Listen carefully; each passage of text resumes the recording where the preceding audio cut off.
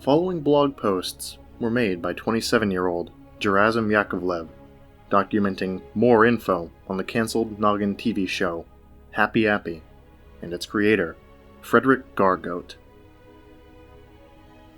August 3rd, 2012. I was checking my email when I got a message from a fan of my blog. As soon as I opened the message, the contents shocked me. The fan claimed that a new Happy Appy episode appeared on the internet on the 30th of July. He explained that he found it on a website that he described as some kind of fucked up YouTube ripoff. At first I thought I somehow missed an episode when Freddrick worked on the Season 2 episodes in 2001 and 2002. When I replied, he told me that the episode got released in 2012. I couldn't believe it one bit, but to prove me wrong, he sent me a file of the episode. My worst suspicions were true. The episode's name was Happy the Pirate, and it began with the intro from Season 1. For some reason, the entire episode looked like it was recorded from a low-quality VHS tape. After the intro, it showed a widescreen view of an animated school. It zooms in to show Happy Appy, wearing an eye patch for whatever reason, teaching a class. Happy turns to the side and tells why he was off the air for nearly a decade. Apparently he was at Apple University, getting a new diploma. Of course, you should know why he was really off air, so it's fooling almost nobody. After that, he resumes teaching the class, and it's revealed what he was in class for. Happy Appy was teaching children how to become pirates. It shows a table with various pirate apparel and weapons, including eye patches, peg legs, and hooks. One of the students began playing with one of the hooks, and ends up cutting his hand. Happy looks at him, looks to the class, and says, "I'll be right back, children." Happy brings the child to his van, and slams the door. A chainsaw begins to rev up, and the kid gets killed. No sugarcoating, the kid is quite clearly dead. Afterwards, Happy tiredly walks out of his van and goes back into the classroom. One of the students says, "What happened to Aaron, Mr. Happy?" Happy turns to the camera and does his trademark death smile for 30 seconds before turning back and replying, "Aaron has gone to a better place." To hide the fact that he did something bad to him, Happy quickly says, "Hey, let's learn some more about pirates." He begins teaching the kids about the history of fruit pirates for about 3 minutes. It was quite funny to listen to, actually. After that, he tells them that it's time for recess. They pour out of the class, and it cuts to stock footage of children playing on a playground. But it wasn't the same playground as the ones in Seasons 1 and 2. It shows a large bully, who looked like he was in his 20s, green-screened over the stock footage, picking on young kids. It zooms to an enraged Happy Appy looking out of the classroom window. Happy goes over to the bully, grabs him by the neck, and drags him into the classroom. After shutting and locking the door, loud yelling is heard from the room for minutes until you hear Happy slamming the bully against the walls, the lockers, and the door. Because of the bully's size, the door gets damaged. Eventually, the bully is heard screaming in pain, and a neck-snapping sound is heard. Happy Appy opens the door to show the entire room, covered with blood, organs, and bones. His eye twitches and Happy Appy murmurs, "If Forensic was here, my job would be so much easier. But no, someone just had to kill him." Finally, Happy tells the children that recess is over. The students run back to the classroom, which, interestingly, has no trace of body parts in it. Happy resumes his lesson about fruit pirates. He walks over to a corner of a room that has a TV on a stand. He pushes the TV to the front of the class and puts in a VHS, which depicts how fruit pirates lived in ships. The cartoon lasts for about 8 minutes, and it ends with the pirate ship exploding for whatever reason. Happy wraps up his lesson by asking the children questions about the cartoon they just watched. To Happy's absolute surprise, the children answer all the questions correctly. The strange thing about this part is that, after a kid answers a question, Happy does his death smile for a few seconds before coldly saying, correct, and the name of the kid. After all the questions were answered by the children, Happy was so proud of his students that he says he has a big surprise for them. He gets them to follow him outside the school. The screen cuts to a full-scale model pirate ship, similar to the one in the cartoon. The children are in awe of it. Happy gives a short lecture about how hard they worked, and that they're now ready to become true pirates. The kids dress up in pirate gear and board the ship. Happy climbs up a mountain, and he sits down in a chair holding a glass of lemonade, with the ship visible. The children can be barely seen dueling with wooden swords and walking the plank. Happy turns to the audience and says, "Hey kids, if you try hard enough, you too can become a pirate." The scream is heard, and the ship explodes, sending children, body parts, and charred wood in all directions. Happy isn't emotionally affected at all by it, and says, "Don't be scared that those children have lost their lives. They're all dead now, and what's funny is that you couldn't have saved them from their fate, when I could have." Happy does his death smile for 3 minutes, as the video gets more distorted. The credits roll, and guess what plays? Yup. "They're coming to take me away, haha," of course. The weirdest thing with the credits, though, was that all the crew members' names were Forensic. I can understand why, though. The song was a different version that I've heard on the original episodes. It sounded much less clean, as if the song was recorded in a basement and not a recording studio. After the credits, an ad for Happy Appy's newest episode plays at the end, but the video gets cut out before any clips get shown. I have a lot of questions about this video. First off, who made it? Was it one of the followers? Or did Freddrick survive or fake his suicide? I won't know until the next episode premieres, which will be on the 6th. August 4th, 2012. I swear I saw Freddrick walk into an old slaughterhouse today. He was wearing a ski mask, like the one during Season 2, and he appeared to be talking on an old cell phone. He saw me, though, and dropped the phone on the ground. Luckily, I was driving, so I ran him over. Oddly enough, when I drove off, I saw several followers run out of the building.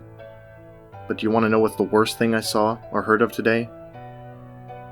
I've been emailed by a fan of my blog, who told me that a cartoon that was intended to play on Nick Jr. in some rural areas of Washington was replaced with... Happy, the pirate. Luckily, it was only in 3 or 4 towns, but this means that Freddrick and his followers might have complete broadcasting control over those towns. He said Freddrick could have hijacked the airwaves and could have replaced the original cartoon. How did he manage to do this without being caught? This is the first time since the 1987 Max Headroom hijacking that something this extreme was done. I'm concerned about this.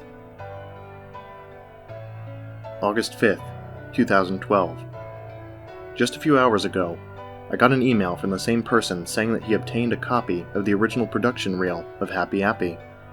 Said reel was the one that was shown to the Nickelodeon executives by Freddrick and Keith Blue. It starts with an extended intro for Happy Appy, which had a sane Freddrick singing the lyrics. Happy Appy, Appy App, Happy App, Happy App, Happy Appy, Appy App, he helps kids all day. He was born in Washington, in the Keith Apple Farm. He got a degree in caretaking from Apple University. Happy Appy likes to help. Yes, he does. Oh, yes, he does. Happy Appy wants to help every single child now. After the intro, it shows Happy's model, which was different from the version shown on Noggin. First off, his eyes were white and had no pupils. He also had legs and feet, but didn't have a leaf on his stem. He began talking, but it was more in a normal voice than the deep voice Treston Ye gave him. He gave a speech saying why Nickelodeon should pick up Happy Appy, and how it could be a success for Noggin. After the speech, he talked about some of the plot lines for episodes, especially Nate Needs Help, Hurt Happy, and Happy Goes to School. However, I saw that some of the plot lines mentioned in the reel weren't used in any season. One was a plot where Happy goes and solves a mystery involving a puzzle piece. After the various plot lines get mentioned, Happy Appy stops talking, and the video ends. Post 2. Okay, so I got emailed again by the man, showing me the true promo for the next episode, Happy's Parlor. It has clips of Happy buying an ice cream parlor, which is actually a bar but has ice cream logos plastered all over it. It turns out that the parlor is a dedication to his best buddy, Freddrick. There's not much else to say about the promo, but in the background there's a photoshopped picture of Happy Appy sitting with Napoleon 14. August 6th, 2012. I got a chance to meet with Jim again. He seemed to be freaked out about the fact that Freddrick might be alive, and even more so that he has more followers. After he calmed down, I showed him Happy the Pirate. He pointed out several things about the episode I had no idea was there.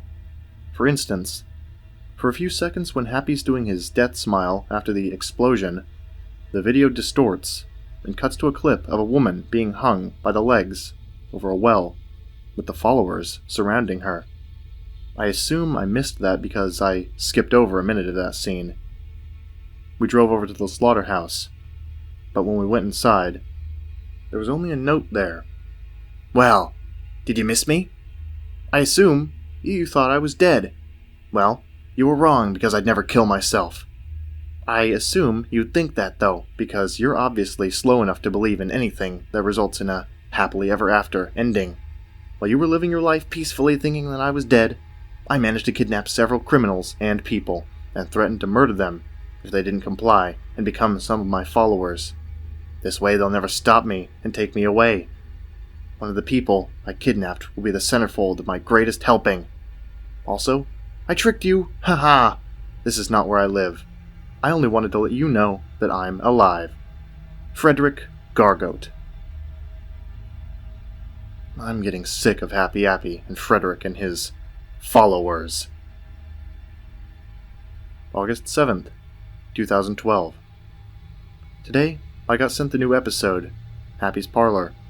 It's shorter than Happy the Pirate, because it's 28 minutes long compared to Happy the Pirate's 32. When it begins, it zooms into the inside of an ice cream parlor, revealing Happy Appy decorating the walls with pictures of him, Freddrick, and Napoleon 14. Napoleon looked like he got edited in, however. He turns into the camera and tells the viewer, "Hey kids, I have brought an ice cream store in memory of my best buddy, Freddrick." He waits for a customer. The camera cuts to a boy walking into the store. He tells Happy that it's hot, and he needs something cold and refreshing. Happy Appy gives him a large milkshake. However, right when the boy drinks it, he falls on the floor unconscious. Happy Appy proceeds to strike the boy in the back of his head to make sure he's knocked out, and grabs the unconscious boy and drags him out of the room. Interestingly, this scene was done in stop motion and gave Happy Appy legs that he didn't have before. It cuts to Happy Appy dragging him into a large meat locker, tying him up so that the boy can't get away. The boy slowly begins to wake up, realizing how cold it is. Happy Appy is looking at him through a large camera with the death smile on his face. The boy gets weaker until he finally collapses and dies. Happy turns to the camera and says, "Hey kids, I know something more fun that we can do.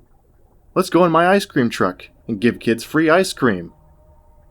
It cuts to Happy's van, which he has decorated to make it look like an ice cream truck.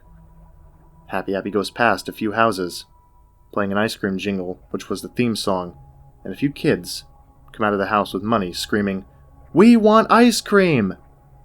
Happy Appy looks and tells the kids, "I don't need your money. Just get in the back of the van and take all the ice cream you want." The kids believe him, as always, and get into the back of his van. However, right after this happens, Happy Appy shuts and locks the doors and begins driving as quick as he can while the kids in the back are screaming in fear. The police begin chasing him, but Happy seems to be paying no attention to this whatsoever. In a flash, Happy Appy turns off the road and goes into a forest, trying not to crash into the trees. The scene becomes more and more intense. As the screen flashes intensely and Happy Appy becomes more and more agitated, Finally, Happy Appy sees a lake and barrels out of the vehicle, letting the van crash, which ends up killing the children. Happy Appy looks at the lake and turns to the camera while death smiling. Happy Appy walks back to his parlor in relief. He turns to the camera and says, "Man, wasn't that fun? Hey kids, I have an idea of how we can have more fun." He pours various lighter fluids all over the parlor and lights it up with a match. It cuts to the outside of the parlor, which burns up. The police are seen standing by the ice cream parlor, arguing if Happy Appy had actually killed himself. They also argue over what they should do first. Find Happy or the children. Before they decide, a loud, obnoxious engine is heard.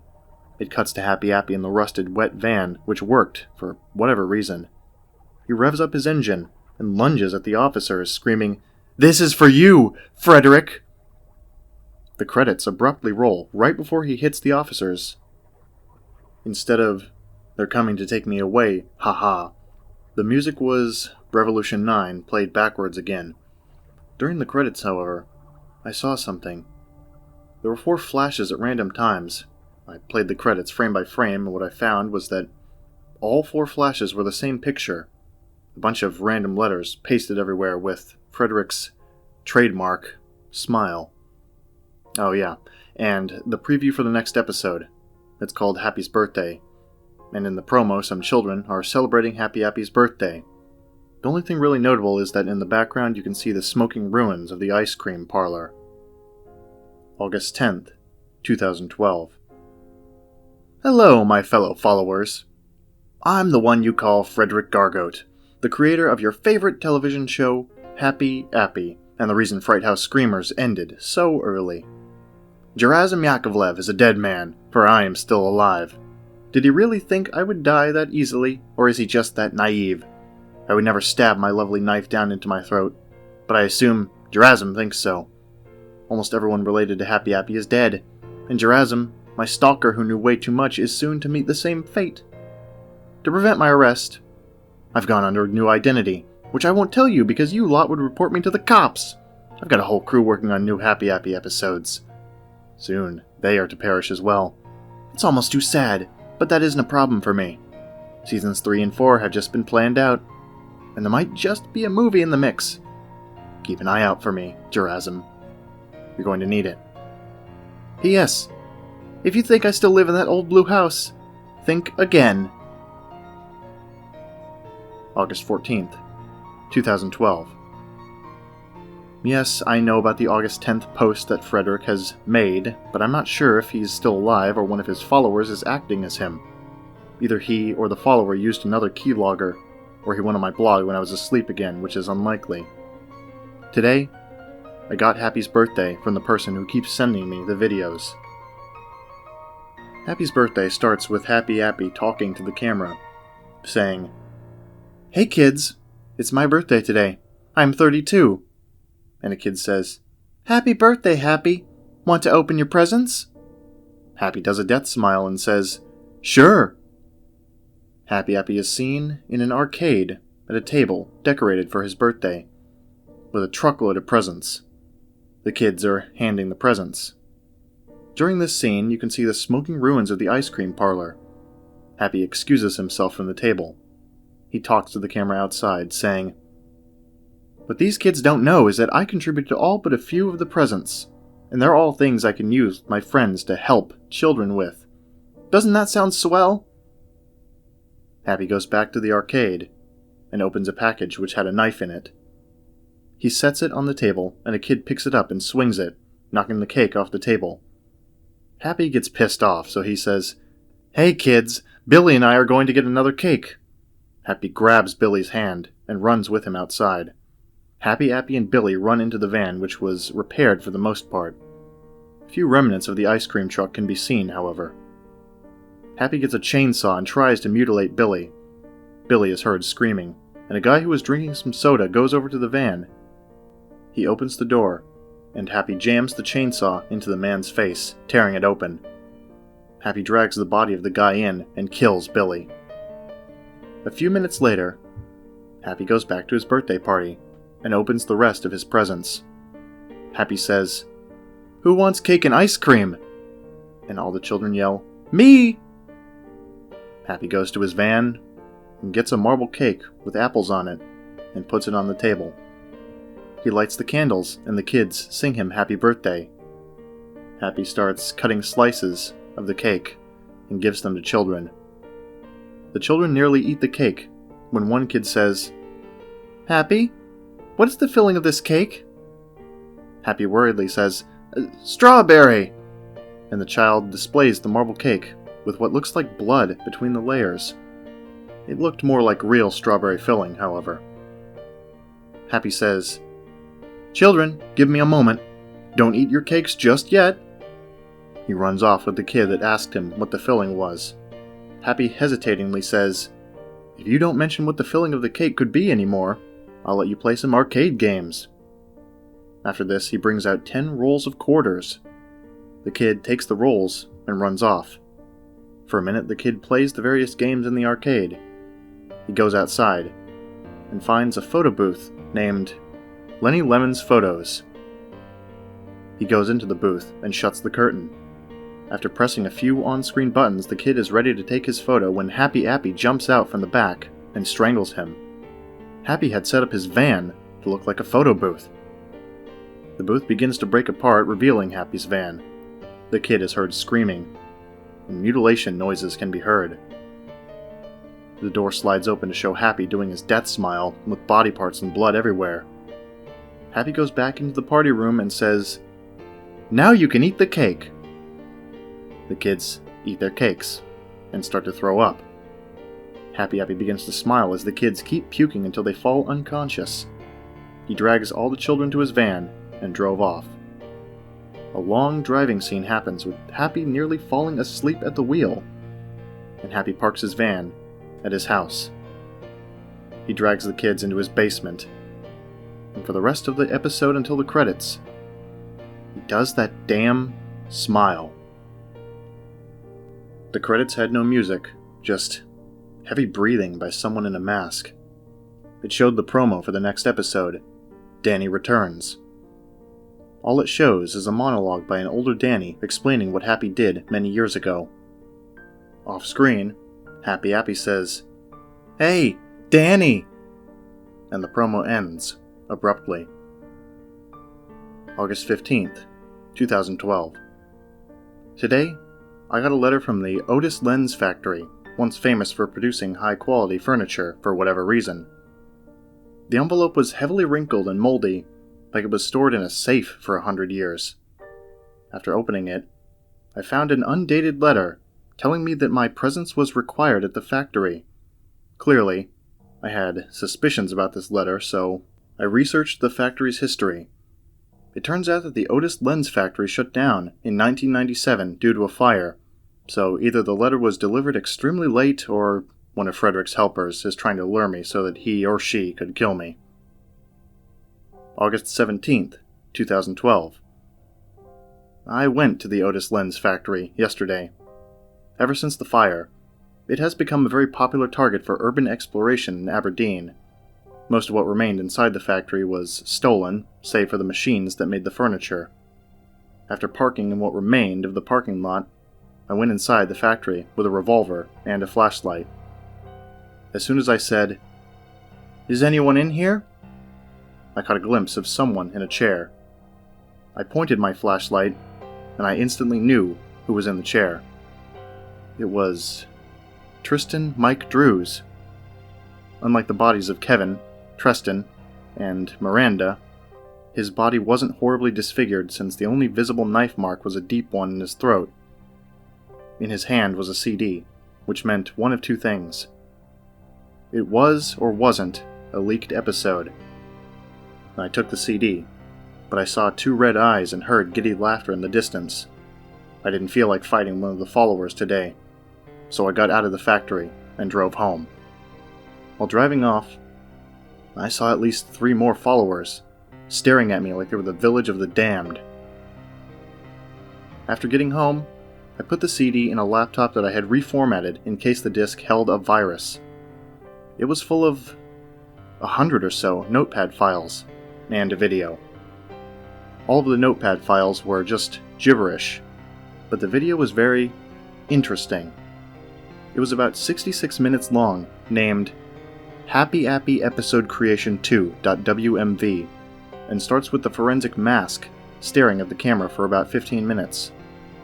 It turns to static for a minute, and Happy Appy is seen lying on the mask with his death smile. After the minutes, the camera falls to the floor, and an unknown man can barely be seen in another room.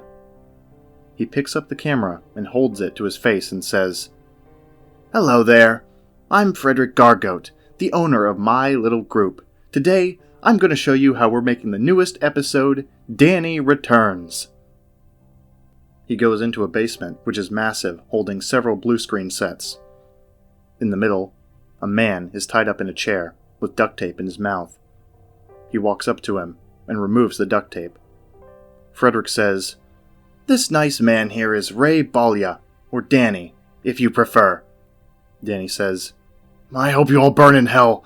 One day you'll pay for what you did to my sister, father, and mother." Freddrick says, "Oh, I'll die one day, but not before you do," and puts the duct tape back on. Danny, in a muffled voice, starts screaming in anger. Freddrick says, "Ignore that pathetic man. Anyways, it begins with writing the script," and points the camera towards a typewriter with some paper in it. Freddrick says, "Just for you, I'll show the name of the episode after Danny Returns," and zooms the camera in toward the title, which was A Day at the Tracks. Freddrick says, "I'm not saying what the episode is about, but I will say that it will be one of the best episodes yet, until the one after that is made." He says, "After the script is done, I get the props necessary for the episode," and a table full of props is shown. He says, "I make the props myself, while a few of my followers get the parts. After I make the props needed, I get the cast, if you insist." At the back, some kids are heard screaming. Freddrick walks to the back, and a cage with some malnourished children comes into view. At the 30-minute mark, Freddrick says, "These are the cast, other than Happy and whoever is playing as Forensic. After we get the kids, we start filming the episode. I'm on a scene with Danny and Happy." A follower unties Danny, and he tries to strangulate the follower. Freddrick grabs his scimitar knife and stabs Danny in the shoulder. He screams but tries to strangle the follower again. Freddrick grabs the knife and begins twisting it to the left. Danny finally gives in, and Freddrick drags him over to the blue screen set. Freddrick readies the camera, says, "Action!" and begins filming the scene. Danny walks in frame, holding his bloodied shoulder with Happy's clay model being held up close to the camera. Danny pretends to bump into Happy, and Danny gasps. He instantly says, "You! It's been a long time, hasn't it?" Happy says, Yes it has. I've always wanted to kill you since you tried to kill me by blowing the blue barn up." Danny reaches into his pocket, saying, Yes, and brandishes a knife. Freddrick says, "Cut!" and turns to the camera. He says, "I can't show you any more. You'll just have to watch the episode to find out if Danny dies, Happy Appy dies, or neither of them gets killed." It goes to static for the rest of the video, but during some parts I heard the sounds of what seemed like a murder. I'm absolutely horrified at this. I mean, it was already bad when Freddrick slaughtered kids back in 2001, but this is just too much. For one, Freddrick Gorgote has friends this time around that can help him produce episodes faster, and second, he's treating the kids as well as Danny worse than before. I'm definitely going to try to stop the followers by the end of the year. August 20th, 2012.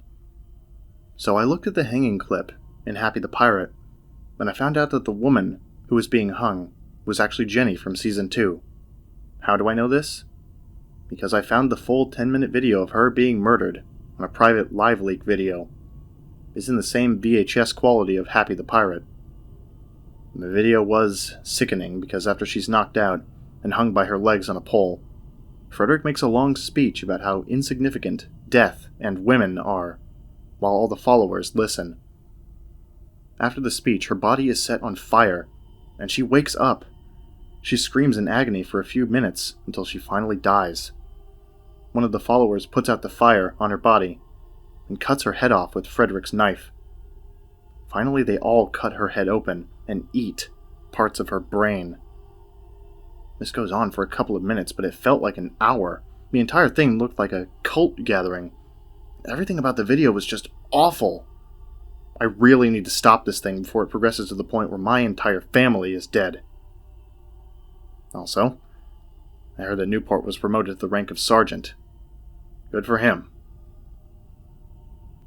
August 21st, 2012. Today, I was emailed Danny Returns. Danny Returns starts out with a young adult man sitting on a bench in the playground. He turns to the camera and says, "Hello, everyone. My name is Danny, which some viewers might recognize me as the brother of Miranda and son of June in Season 2. I have returned to the old playground to kill Happy Appy for what he has done to my life and family." It goes into a flashback where Danny explains how Happy Appy permanently ruined his life, and how he wants to pay his dead family members back. He sees a kid playing in the sandpit, and gasps at the fact that Happy Appy is coming near him. Danny distracts the kid from Happy by throwing a dollar outside the sandpit, and he gets out of the sandpit to get the dollar. The kid proceeds to buy ice cream from a vendor. Happy notices the man and says, "Why did you do that? I was only trying to help him." Danny says, "Last time you helped children, you died because of me." Happy gives him a sly look and says, "Ah, it's you. It's been a long time, Danny. Tell me, what happened to you after I died?" Danny says, "Would you really think I would tell you that?"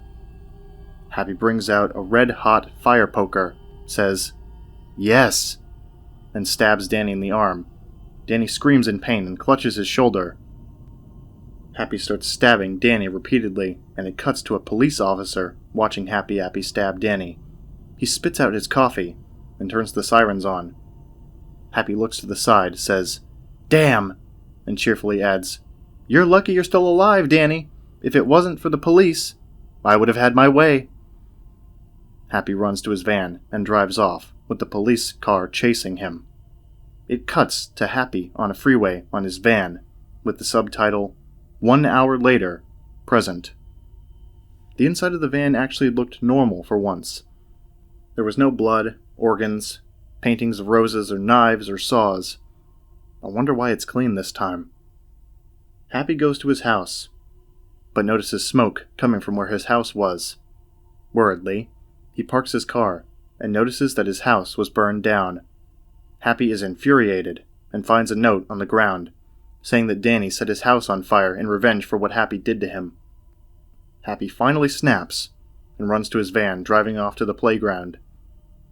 The episode ends with no music over the credits, and it went to the promo for the new episode, A Day at the Tracks. Happy announces over the radio that a grand race for charities will happen, and that kids are only allowed to race. It shows children lining up to race in Ron Raisin's Grand Race. It looks innocent enough, until the very last second, where it zooms out over the race. Two things are notable. First off, the kids seem to be lining up at what looks like abandoned train tracks. Secondly, Forensic is barely seen handing out flyers for the race. August 25th, 2012. Remember when I talked about how I ran over Freddrick a few days ago? Well, I guess that didn't kill him because I read a news report about him getting arrested. The episodes I'm watching were probably made before he got arrested. Knowing Freddrick, I doubt this means the end of his legacy. August 26th, 2012. I bought a DVD off of eBay entitled Rare Happy Appy Missing Scenes, which was, obviously, missing scenes from the show. Each deleted scene was not only in VHS quality, but also looked cheaper than the aired Noggin version. Here are the deleted scenes on the DVD. Hurt Happy.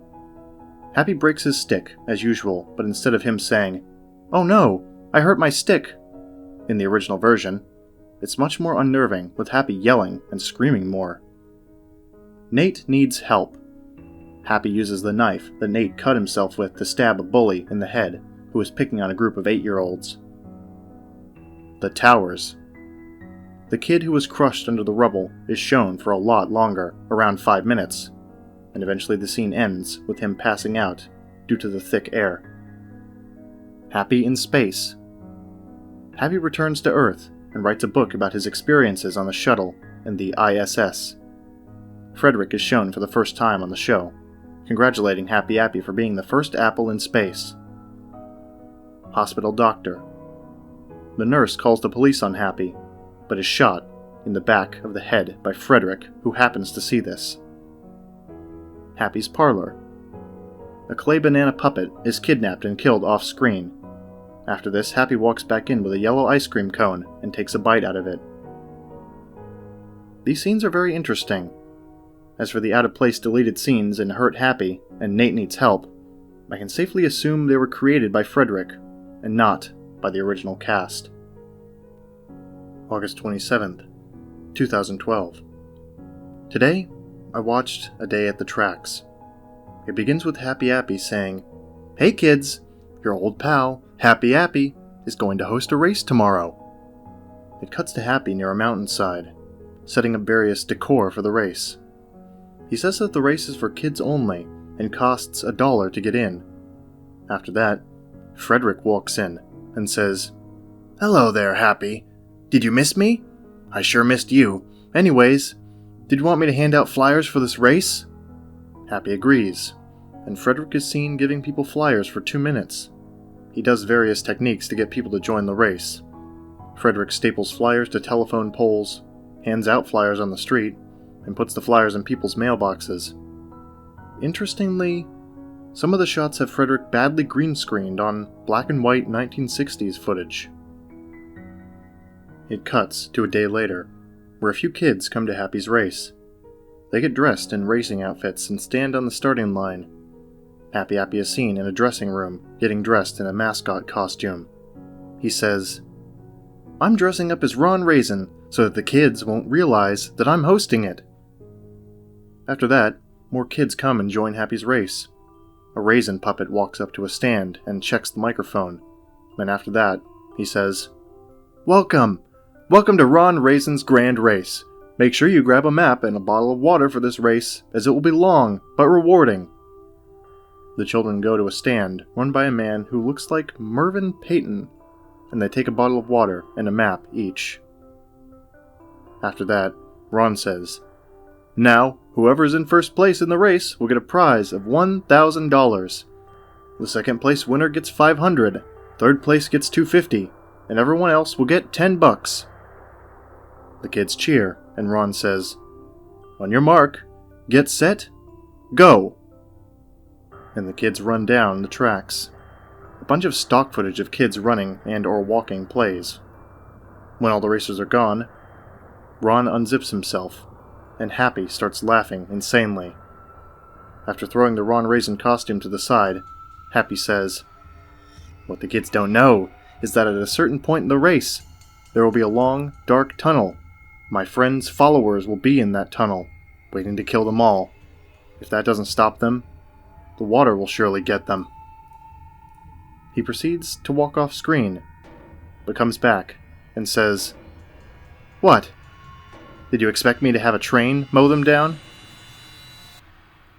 More stock footage of people running is seen, with around a quarter of it being teenagers and adults running. After this, the children go into an abandoned old tunnel in a still shot.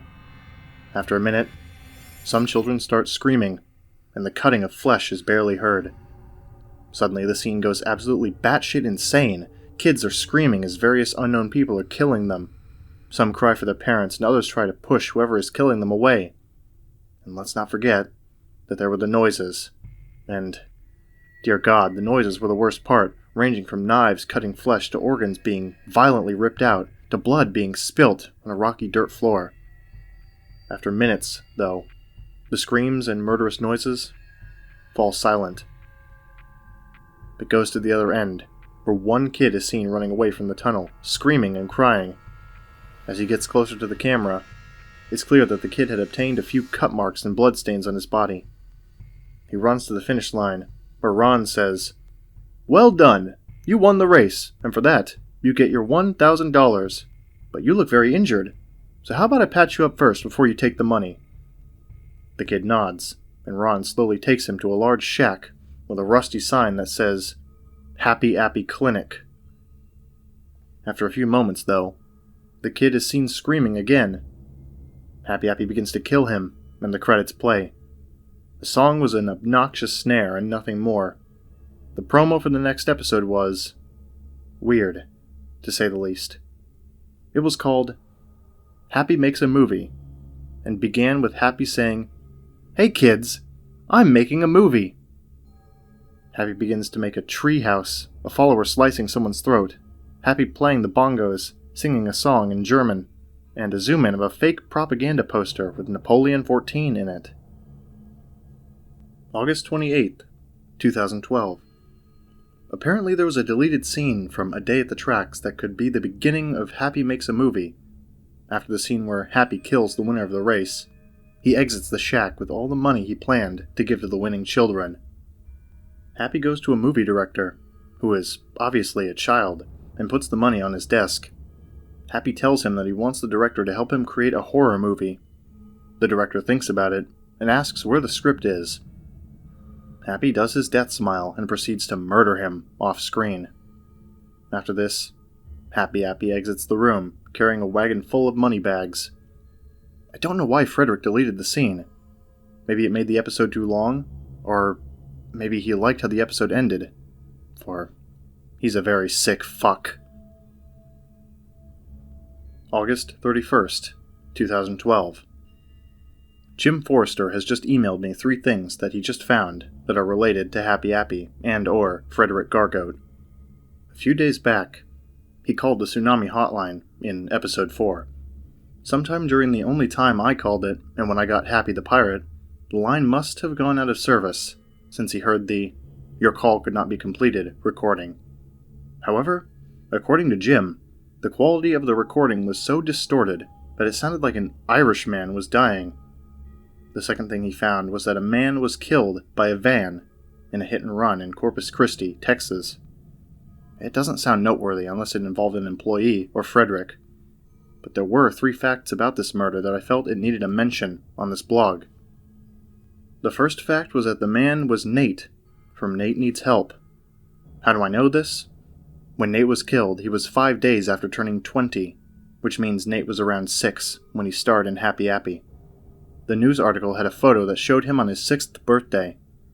He looked almost exactly like he did in Nate Needs Help. The second fact was that also on the news article was a picture of the van taken a minute before it ran over Nate. It shows the unknown assailant going into the van, which looks exactly like Happy Appy's van. It's the same color, has the same window tints, and even has the license plate, HPY APY. The third and last fact was that Nate was killed a day before I got the email with Happy the Pirate. The last thing was that the girl who played Abigail is one of the few Season 2 cast to survive throughout the years, since she had sent Jim a letter confirming she's still alive. September 3rd, 2012. Today, I was sent the episode Happy Makes a Movie. Before I tell you about the episode, however, I'd like to mention that along with the episode, They're Coming to Take Me Away, Haha, was included with the download. It was the same slightly distorted version from Happy the Pirate, but in full length. In this version, the background noise was much more noticeable, and the sirens sound much different from the more popular version.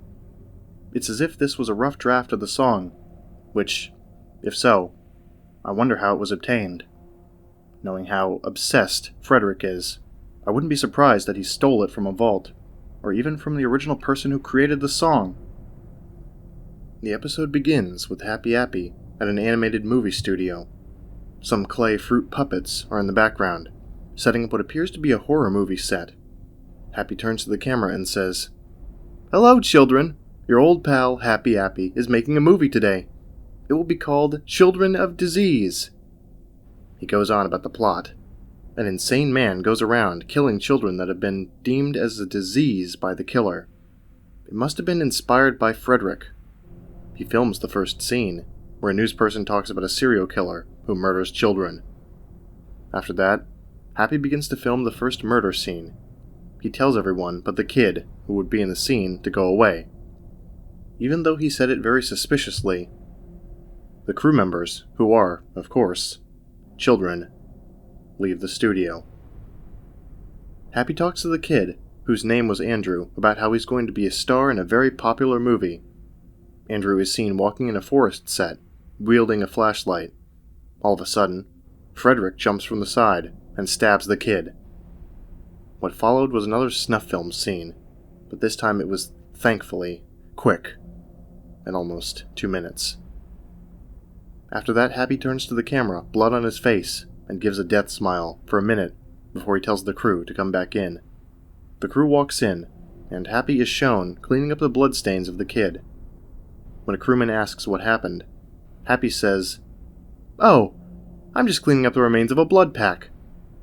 He sighs in relief, and more normal scenes are shown being filmed. But they were put in a 1-minute 30-second montage. In one scene, Happy builds a treehouse set and put in the Napoleon 14 poster. Eventually, it was time for the second murder scene. Happy told the crew to go away, and they did, but one of them hid and watched what happened. The following scenes were seen from the point of view of the crewman. Happy Appy begins to film the scene, and Freddrick is barely seen murdering a kid, which is more bearable than the first murder.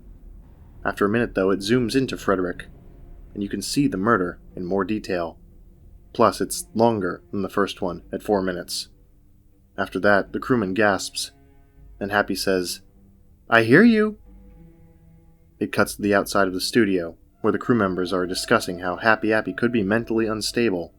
Happy argues with the crewman for a minute, and, like the scene in Happy the Pirate with the bully, the crewman gets killed by Happy Appy. But this time Freddrick helps kill the crewman. It occasionally showed the reactions of the other crew members, ranging from curiousness to horrified, and even a smug look. After a minute, Happy Appy tells the crew to come back in. They do as he says, and the first thing they see is Happy with his back turned to them. One of the crew women says, "What happened, Happy?" Happy slowly turns around with an insane appearance. His right eye was twitching slowly. There was blood on Happy's teeth. He had rapid breathing, and he held a knife in his left hand. The employees were creeped out at Happy's appearance. When one employee said, "Happy Appy, are you okay?" Happy said in a high-pitched, stuttering voice, "I'm fine, my friends. Just come over here, and I'll show you a couple of changes to the script I made." After that, multiple forensics lock the doors to the studios, and it cuts to the outside of the studio, where the crew scream as the forensics murder them. It was a little gorier than the scene from A Day at the Tracks. Various sickening sounds could be heard, like the insane laughter of the forensics and Happy Appy, the cutting of flesh and various body parts falling to a cold concrete floor, as well as someone's head hitting said floor, horrified screams that turned into gurgles, and the employees struggling to get away and unlock the doors. After that scene, it went to the credits, which were surprisingly normal. That is, until it got to the preview for the next episode, Happy's Hotel. It starts out with Happy Appy in a hotel lobby, putting up various pieces of furniture. He turns to the camera and says, "I'm gonna own a hotel today." The rest of the promo shows children sleeping in a room with a big shadow looming over them. The end of the promo said that it would be released on the 17th, meaning that I have to wait 2 weeks before I see this episode. I hope it isn't as gory as the earlier episodes. Knowing the followers, though. September 5th, 2012. I was right. Freddrick broke out. The newspaper came today, and it read that several criminals have escaped, and citizens must stay inside until they have either been captured or killed. I'm not letting that bastard frighten me, so I'll go outside like I normally do. September 7th, 2012. I had another meet with the followers again. This time, however, it happened at my house. It started when I was watching some funny YouTube videos and talking to my brother over Skype, about 12 in the night. Vladimir was coming to come over tomorrow, but he got really sick, so we had to delay the flight for a week. As soon as I stopped talking to him, I heard one of my kitchen windows being opened. I grabbed a flashlight and a gun and walked to where I thought the noise came from. I reached the kitchen windows and saw that the center one was open for whatever reason. I grabbed the bottom pane and shut it, and as I was doing so, I saw a member of the followers standing in the dining room. I grabbed the light and shined it at the follower's face. I saw that he was wearing the forensic mask, and not the odd baby one. I jumped back a bit and yelled, "Who the hell are you?" He coughed for a bit and said in a deadpan, muffled voice, "Hello, Gerasim. I am Toryalak Quirk, old-time follower of Freddrick Gorgote. You can call me Tor, for short." I said, "Why are you here?"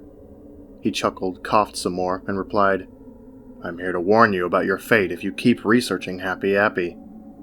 I sighed and asked, "Let me guess. You're going to kill me if I delve deeper into the show. I played this game a few times before, and I was winning all of them." Tor coughed some more before glaring at me. He uttered, "Well done. You're right for once in your life, Gerasim, but it's not exactly going to be like that. You see, if you keep researching the show, we're going to slice you up." I laughed at what he had said. He flew into a rage and screamed, "Do you think this is a joke, you Russian piece of shit?" I decided to respect him and stop laughing at his threat. Telling himself to calm down, Tor calmly replied, "Ah, okay. I apologize for that outburst. You see, we're going to grab you by the hair one day and knock you out, like Happy Appy did to the boy in Happy's parlor. We'll drag you back to where we're hiding, which I will not tell you, and we'll torture you in the most natural way possible. Slowly, that is." He chuckled, which turned into a boisterous madman cackle. After a lot of laughing, Tor calmed down and said, "We'll chop your hands off and feed them to our dogs. Your feet will be no more as we cut them off with a jigsaw. Your nose and eyes will be burnt with a blowtorch. We'll rip out your hair and teeth violently, causing you to bleed from your scalp and gums. After you die, which you probably will after this stage, because you're very weak, we're going to dispose of your body with the good old hung, drawn, and quartered method. After that, we'll pin your body parts to the most visited buildings of Aberdeen." At this point, I was frightened and disturbed at the same time. Tor continued to keep talking.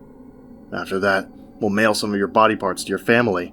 Oh, and your brother, once he comes over and visits your grave, we'll do the same to him, but probably worse." He did his laughing routine once more before being thrown into a coughing fit. Once he calmed down, he finally said, "Now, listen to my deal. Do not research Happy Appy anymore, and we will forget you like you never found the show in the first place. Got that? Well, do you?" I sighed again and shot him in the chest. He fell over, screaming and laughing in pain. I walked up to him and said, "No, I won't stop researching Happy Appy. When you and your brothers do shit like this, I want to research your show more, Tor. So, listen to my deal. You guys will stop trying to kill me. You got that?" He chuckled, coughed up some blood, and said, "That's one shitty deal.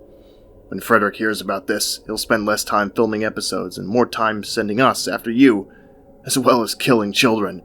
You made a very bad mistake, and you're going to regret it. I promise it." After that, I grabbed my phone and called the police. The entire time, Tor was mocking me, forcing me to tell him to shut up or else he'd be shot again.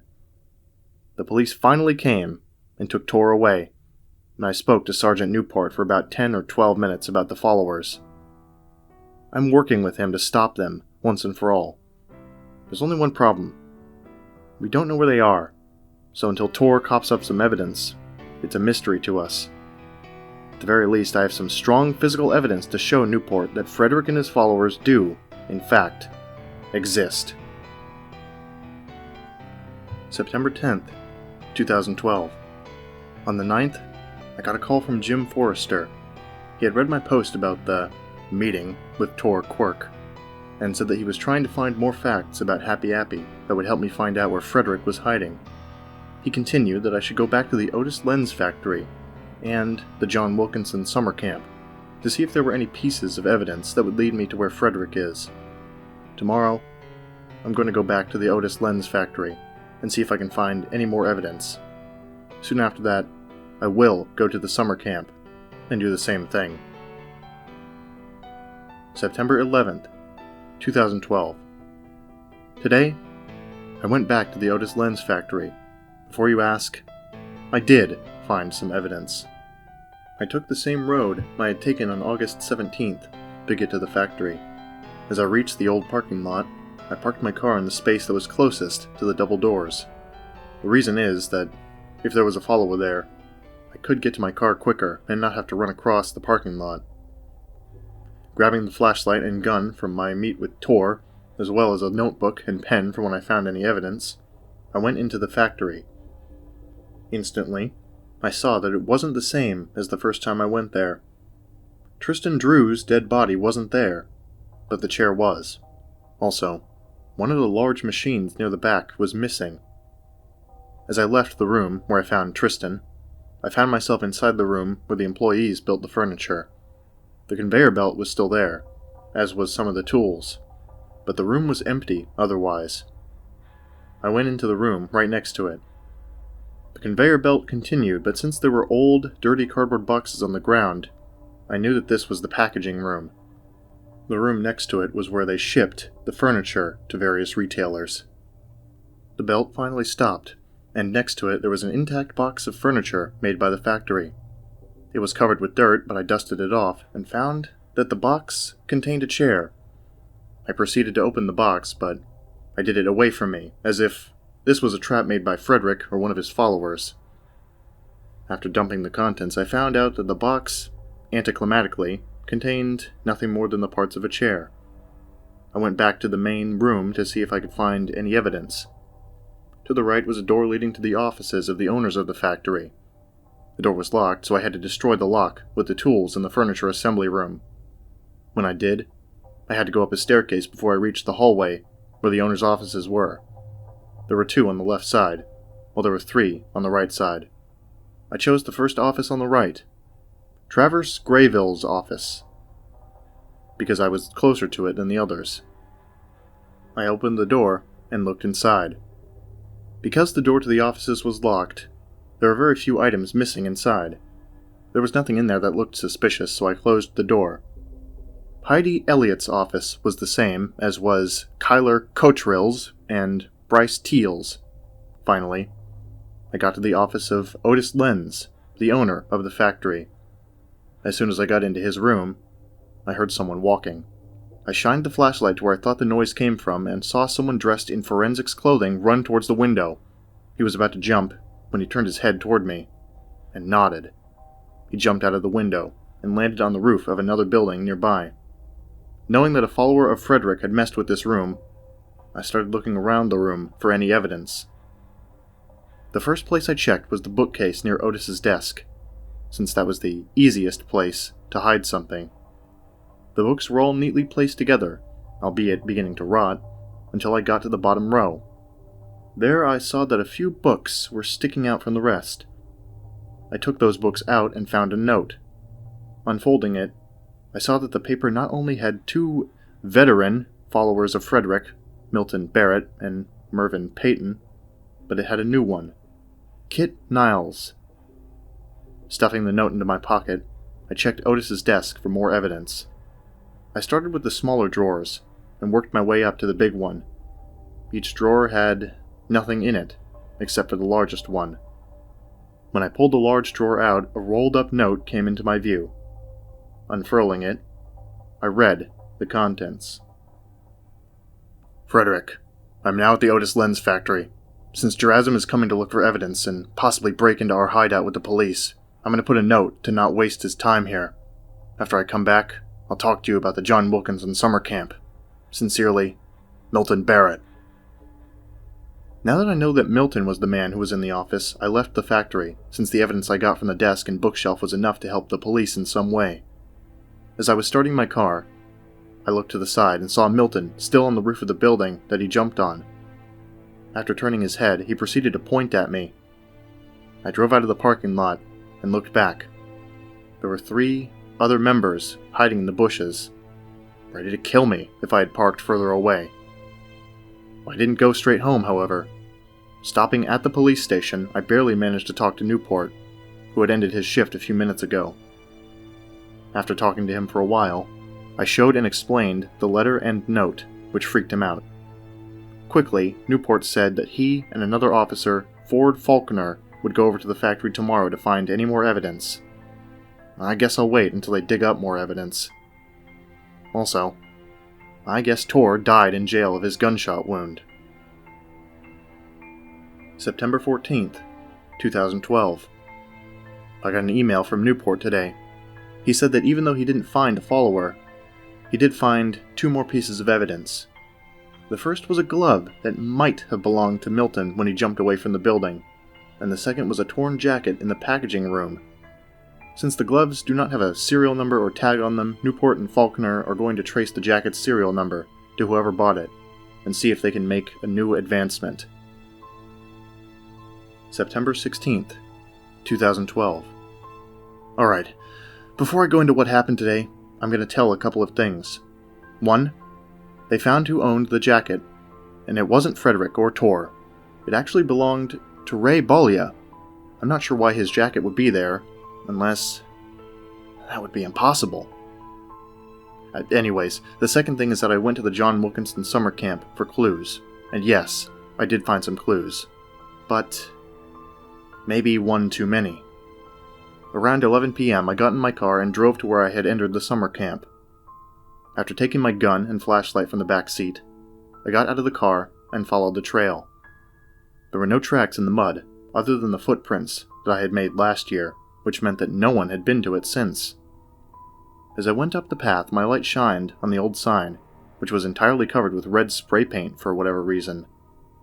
Further up the path, I eventually reached the summer camp, and it really changed since I entered it last. The first thing I saw when I got to where the summer camp was is that almost every building in the site was burnt down. More than likely, some of the followers wanted to get rid of the summer camp so that I couldn't find any more evidence. If that was the case, they actually did a good job, except for the fact that Cabin A was still standing. Before I entered Cabin A, I went around looking at the ruins of the other cabins to see if there was something that would help me find where Freddrick was. The first ruin I searched was the one where Forensic hung up the bodies of Kevin Christensen, Miranda, and Treston. And I wish I hadn't. The ruins of Cabin D were full of charred wood, broken glass, fragments of a bed, and rotting pieces of the bodies of Kevin, Miranda, and Treston.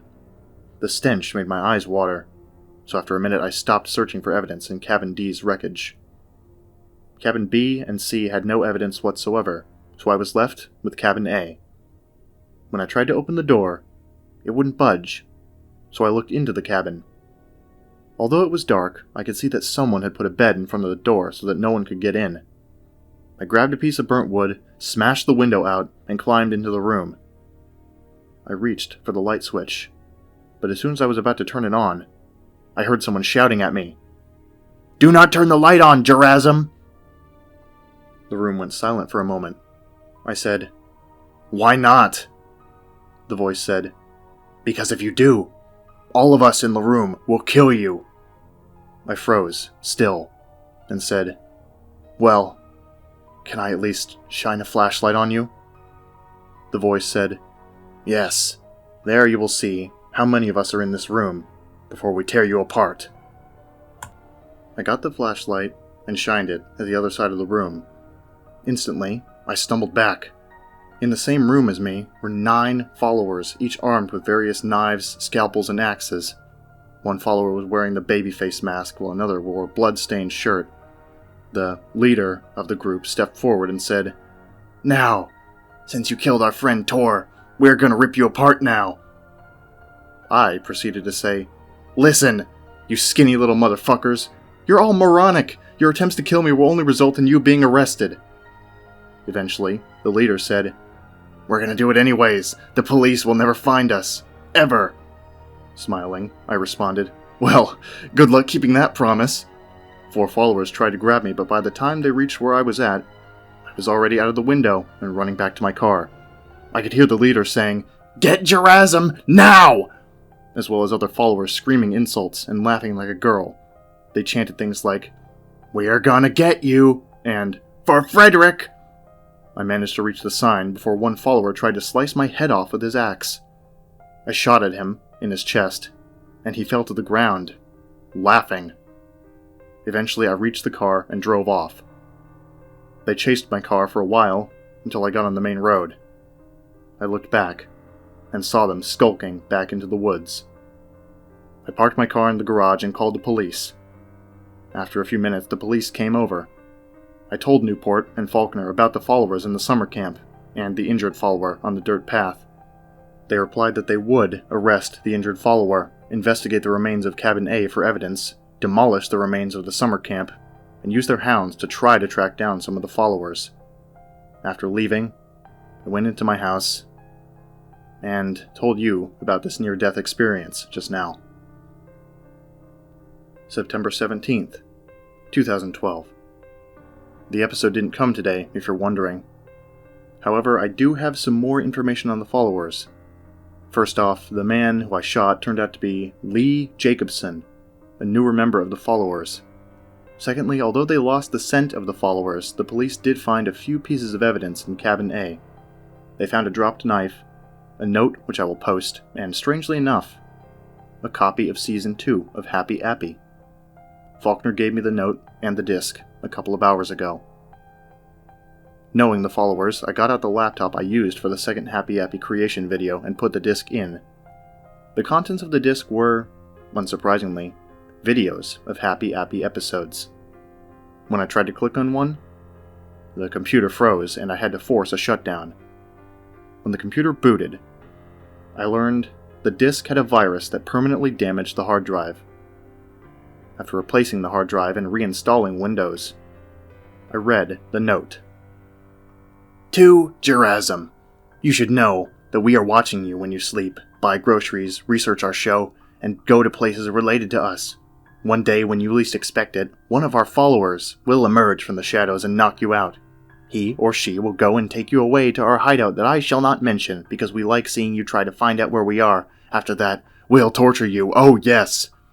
We'll rip your eyes, teeth, tongue, and hair out, cut off your fingers, toes, feet, and hands, and rip your guts out. After we feast on your flesh, we'll send pieces of your body to the police, your family in Perm, and the remaining members of that inferior show. To top it off, whenever someone opens a letter containing your body part, they will take a dosage of anthrax to the face, meaning that more people will die thanks to us. If you want to know how to stop this fate, stop researching Happy Appy if you know what's good for you, Gerasim. But we might just torture and kill you even if you stop researching. My group is like a hydra. Kill one member, and 2 more shall join in his place. It's impossible to stop the followers forever. So in short, stop researching Happy Appy. Sincerely, Freddrick Gorgote. Even if he keeps sending me shit like this, there is no way in hell that he's going to truly frighten me. September 18th, 2012. Today, I was finally emailed Happy's Hotel by the man. It began with Happy Appy at his ruined house, saying, "Hello kids, today your old pal Happy Appy is going to buy a hotel today." Happy drives a van to a rundown hotel for sale. Happy gets on the phone with the real estate manager and buys the hotel for a mere $5,000. It cuts to a 2-minute montage of Happy Appy refurbishing the hotel with various pieces of furniture, replacing the wallpaper and carpet, and cleaning the bathroom. Interestingly, not only did Happy put a portrait of Napoleon XIV on a wall, but in the main lobby, he put up a portrait of Norman Bates. I could just tell by the fact that he put up a portrait of the main antagonist from Psycho that the plot would revolve around killing people in a hotel or motel. After that, Happy opens up his hotel, and the first customer is a kid and his parents. The parents are taking the child on vacation. and they need a place to stay for a while. Happy gives them room 1E, or as Happy calls it, the vacation room. The three go up to room 1E, and it opens up to show that the room has beach-themed decorations. The wall is covered with a panorama of a beach. The furniture is made out of fake bamboo, and there is an aquarium near the window. The family thanks Happy and leave for the beach. While they're away, Happy meets up with Freddrick, who is in the lobby reading a newspaper. Happy tells them that they have their first customer coming in tonight, and how Freddrick should kill the three when they're asleep. Freddrick agrees and goes back to reading the news.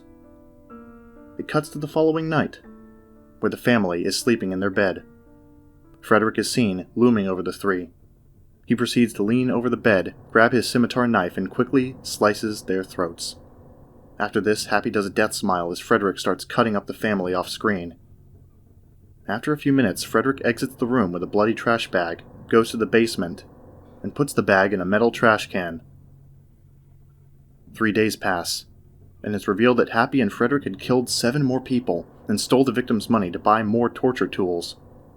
However, on the 4th day of Happy's hotel opening, Danny is seen at the park, reading the news. He reads an article about people mysteriously disappearing at Happy's hotel.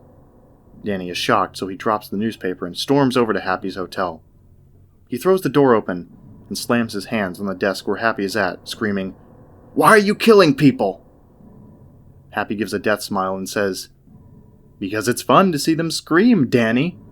He replies, "If you don't stop, I will tell the police that you've murdered people." Freddrick runs over and tries to stab Danny's hand. Danny quickly moves his hand and runs off. Freddrick corners him, but Danny grabs a lighter from his pocket and sets the floor on fire. As Danny runs out of the hotel, Happy and Freddrick try to put out the fire, but it grows, too big to be controlled. Happy and Freddrick run out of the hotel, and it shows the hotel on fire until it collapses in. After that, Happy starts a long string of swears while Freddrick tries to calm him down. Happy said, "We'll get Danny one day, won't we, Freddrick?" Freddrick nods his head, and the episode ends. Interestingly, there was no promo for the next episode. September 21st, 2012. Today, I researched some more on the Happy Appy movie that had the stop-motion surgery scene. After talking to Jim, and looking up on Google and various other websites, I managed to round up 3 confirmed facts about how the fake movie was created. 1. The movie first appeared on black markets a few weeks after Freddrick aired The Towers. Part 2 was separated from Part 1, and first appeared a week later. 2. Some members of the crew who helped work on the movie would go on to be in the followers, like Willie Batts, Lee Jacobson, and Dudley Franken. 3. The stop-motion surgery took up most of the time and budget that the crew worked on the movie, which is why the other scenes looked like they had a lower budget than the rest of the episodes. I know it's not a new episode or a meet with a follower, but it's at least something to hold you over until I get the next episode. September 22nd, 2012. Okay, look, I'll just say this now. Do not send me strange emails pretending to be Freddrick or any of his followers. This is the 3rd time someone has done this, and it's getting pretty tiring. Considering how much stress I'm under, this isn't helping me. To quote from an email sent today, "I am Freddrick Gorgote, haha, I'm coming to take you away, haha, and I will skin you and eat your skin and flesh and feed the rest to my evil followers." If you're going to troll me, at least make new email addresses before doing it. I'm probably going to be restricting access to only a few people though, because based on what I've read, people think I'm a fucking maniac. September 24th, 2012. Today, I was sent Happy and the Demolition Derby by that man. Unlike the other episodes, which rehashed the intro from Season 1, the intro for this episode was different. The production reel theme was played on a piano, while reused footage from Season 2 started playing. Interestingly, there wasn't any from the snuff episodes for whatever reason. After the music ended, the title of the episode came up in a plain Arial font. The episode begins with Happy Appy passing out flyers as big as his head to random children in the park. He turns to the camera and says, "Hey kids, it's your good old pal, Happy Appy. I'm entering a demolition derby tomorrow, and I'm trying to get some kids to support me and come to the race." It cuts to Happy, healing a girl who had cut herself on a small piece of wood. Happy tells her that she should come and support him at the demolition derby. She agrees, but says, "Happy, what could I do to support you in the demolition derby?" Happy kindly tells her that she can hold up signs in the audience while he races. It goes to a few hours later, where Happy Appy is seen in a new, larger house, watching Hurt Happy on TV. Someone is heard knocking on the door. Happy opens it, and the person knocking turns out to be Freddrick, who has a demented smirk on his face. They both talk casually about the weather and other things until Happy derails the conversation and orders Freddrick to stand close to the bleachers, because he has something planned for the event. Freddrick somehow knows what Happy is talking about, and they both laugh in high-pitched voices. It cuts to a few days later, where it shows Happy and Freddrick standing in front of the arena where the derby is going to be held. As Happy is about to enter the arena, Freddrick wishes him good luck. Happy's vehicle is shown, which is an ambulance with metal spikes on it. It zooms into the front of the car, and Happy proceeds to say, "Just so you know, I didn't choose my van for the derby. Old Happy doesn't want to get his van wrecked again." The intercom announces that the derby would start in 5 minutes. For nearly a minute, Happy Appy does a death smile. After that, Happy opens the window and starts waving at the children. After 4 minutes of filler, the demolition derby begins. For a while, stock footage of a demolition derby from the late 1990s plays. It often cuts to Happy Appy driving his vehicle and the children in the audience. As the scene goes on, Happy seems to get more demented and violent, as in trying to ram other cars at fast speeds, while Amazing Grace faintly plays in the background. 5 minutes later, Happy turns to the camera and says, "It's time! What a good way to kill children! Oh yes, I am a genius!" Happy looks out the window and finds the girl that he talked to in the beginning, holding a sign saying, "Go Happy." He violently turns his car to her area in the bleachers and starts revving up at full speed.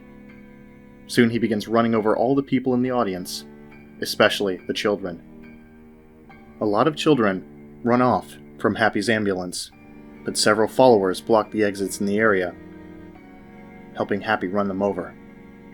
Happy turns his head to the audience, and we find that Danny is watching Happy, angrier than ever. Danny backs up into a corner of the bleachers, hoping that Happy hadn't seen him. Happy realizes that he could finally kill Danny, so he drives as fast as he can into the area where Danny is. However, Danny gets out in time, and the ambulance crashes into a wall. The driver's side door breaks off, and Happy Appy falls out. Danny jumps into the ambulance and hijacks it, as Happy drags himself away. Danny begins driving around, looking for Happy. He looks in the rearview mirror, and finds Happy Appy cowering in fear. Danny chuckles, smiles, and completely steamrolls Happy over. An unreal amount of blood sprays in every direction, covering the stands with it, and Happy lets out a deafening screech of pain. Danny ends up accidentally flipping the ambulance over, causing him to fall out. He limps out of the arena. It shows Happy's corpse for a minute. His right pupil was missing, and his stem was shorter for some reason. Happy's teeth were missing, showing his tongue. The way his mouth looked was almost like he was laughing. Finally, his stick was missing. The surviving kids run over to Happy's corpse for whatever reason and start to cry. One of the kids begins to have a seizure and lets out the same screech as Happy did when he got run over. Another kid just stands there like a statue, expressing no emotion. This goes on for about 6 minutes, until their parents, who are actually the followers without their masks and with heavy makeup on to hide their identity, arrive and drag the screaming children off while laughing.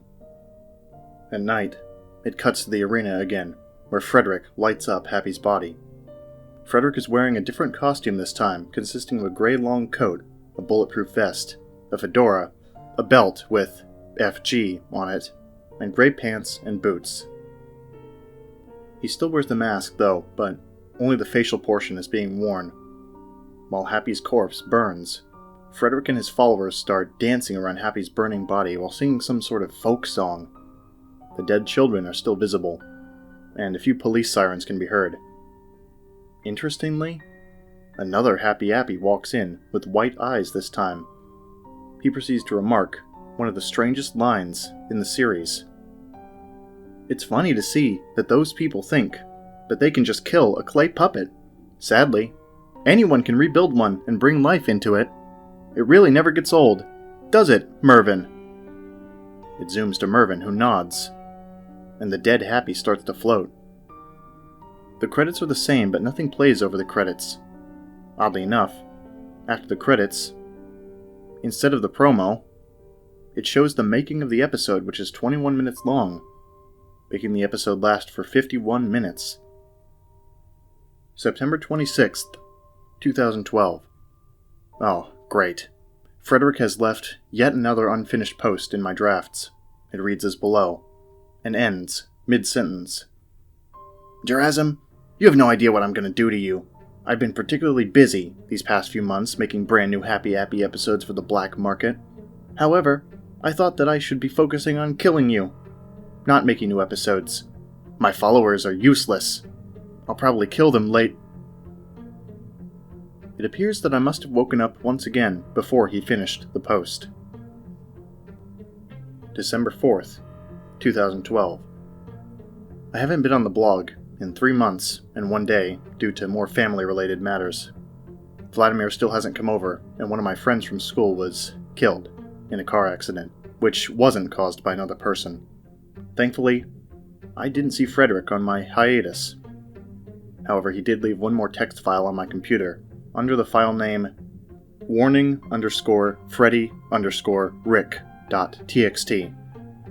Hello, Gerasim. Board up your windows and doors like never before. My followers and I are coming to take you away forever and ever, haha. Your friends at the Forensic and Friends Happy Appy Funtime Studios. Freddy, Johnny, Mervyn, and Nash. I'm actually a bit worried now. Freddrick won't stop threatening me. His followers are after my blood, and worst of all, I adopted a stray cat last week, and yesterday I found the cat dead on the front porch, with huge slash marks going across her face. I need to do something about this. Oh, yeah, and some more episodes were announced while I was gone. They are Happy's Hotel Part 2, Forensic Rises, and Forensic Rises Part 2. Also, another movie was announced, and it's probably going to be in 3 parts. The promo for Happy's Hotel Part 2 shows the hotel being set on fire by Happy, burning the new family inside, with Danny running in terror. It abruptly ends. I wonder if these had been filmed a while ago because Freddrick couldn't possibly attempt to kill me while making these new episodes. I have yet to receive the promo for Forensic Rises and Forensic Rises Part 2. The second Happy Appy movie's first part has been leaked into a torrent under the name HAM_P1_forensic-final.avi. Just so you know, the man who has sent me the episode downloads gave me the torrent. During the time I was gone, 2 more followers were arrested. They were Michael Abel and Windsor Sherburn, which is nice to know. But other than the followers themselves, who knows how many of Freddrick's minions exist? Post 2. I have just finished downloading and seeding the first part of the second Happy Appy movie. Hopefully, I will post about it in either tomorrow or a week from now. December 5th, 2012. Today, Jim finally managed to get Nickelodeon to talk about Happy Appy and told me to come over. Here's the conversation I had with the manager. Hello? Ah, hello. You are Gerasim Yakovlev, right? Yeah? Well, I just wanted to say that your blog is quite frankly one of the most interesting things I've ever read. Oh, thanks. I have a couple of questions to ask you about the show. Of course, I'll try to answer them. First, why was Attack of the Killer Apples declined? The show wasn't exactly funny. The budget would have been too large, and the fact that we would have to pay copyrights to make a parody title of Attack of the Killer Tomatoes made us decline it. Alright. Where exactly did they film the playground? Well, they either filmed it at one of the 2 places. A set inside the studio, or at an actual playground that the set was designed to look like. Why did you air that Happy Appy episode, even though the show was banned? We didn't air the classroom episode at all. It has to be that Freddrick man, or one of his followers. Alright, that explains a lot. Goodbye. December 6th, 2012. Today, I finally got around to watching Happy's Hotel Part 2. The intro was the same as Happy and the Demolition Derby. There are various clips of the later seasons playing over a piano rendition of the theme song. However, there were some noticeable differences.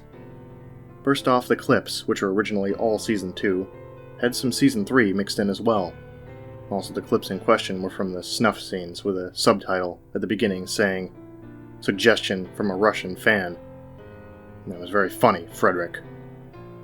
After the music ends, the video clip, which was the murder of Jenny, explodes into a million pieces, and the title comes up in Comic Sans. It begins with Happy Appy watching a news report about the burning of Happy's hotel. He laughs at the report, but just as he is about to turn the TV off, someone knocks on his door, again. Happy walks over to the door, opens it, and Happy gives a death smile. Freddrick is there. He walks into the house saying, "Hey Happy, I want to tell you something." Happy says, "Hey Freddrick, that whole hotel thing was fun, wasn't it? Killing families in the dead of night is certainly an interesting sight. We should do it again." Freddrick agrees, and it cuts to a montage of Happy and Freddrick buying building supplies at a rip-off of the Home Depot. They go over to the ruins of the hotel and try to rebuild it, resulting in a 3-minute-long slapstick scene similar to the Laurel and Hardy short, The Finishing Touch. Oh, I must mention that Freddrick was wearing the same costume that he wore in the ritual scene in the Demolition Derby episode. I guess it's his new costume. Eventually, the hotel is finished, and looks like the one in the original Happy's Hotel, but larger and with a different paint job. After opening the hotel, Freddrick goes up to the counter and waits for a customer. The kid and his friends come in and ask for the room with the biggest bed. Freddrick gives them the key to room 2A, and the kids run up to the room. They open the door, and it shows what looks like a regular hotel room, but the bed is twice as large as a regular hotel bed. The kids jump on it, make a tent out of the sheets, and play video games. Finally, it cuts to a few hours later, where the kids are asleep in bed. Freddrick and Happy argue over who is going to kill the kids until they reach an agreement.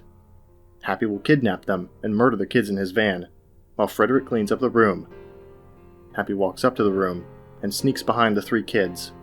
He dabs a cloth with chloroform and puts it over their mouths. Eventually, the kids pass out, and Happy drags them to his van.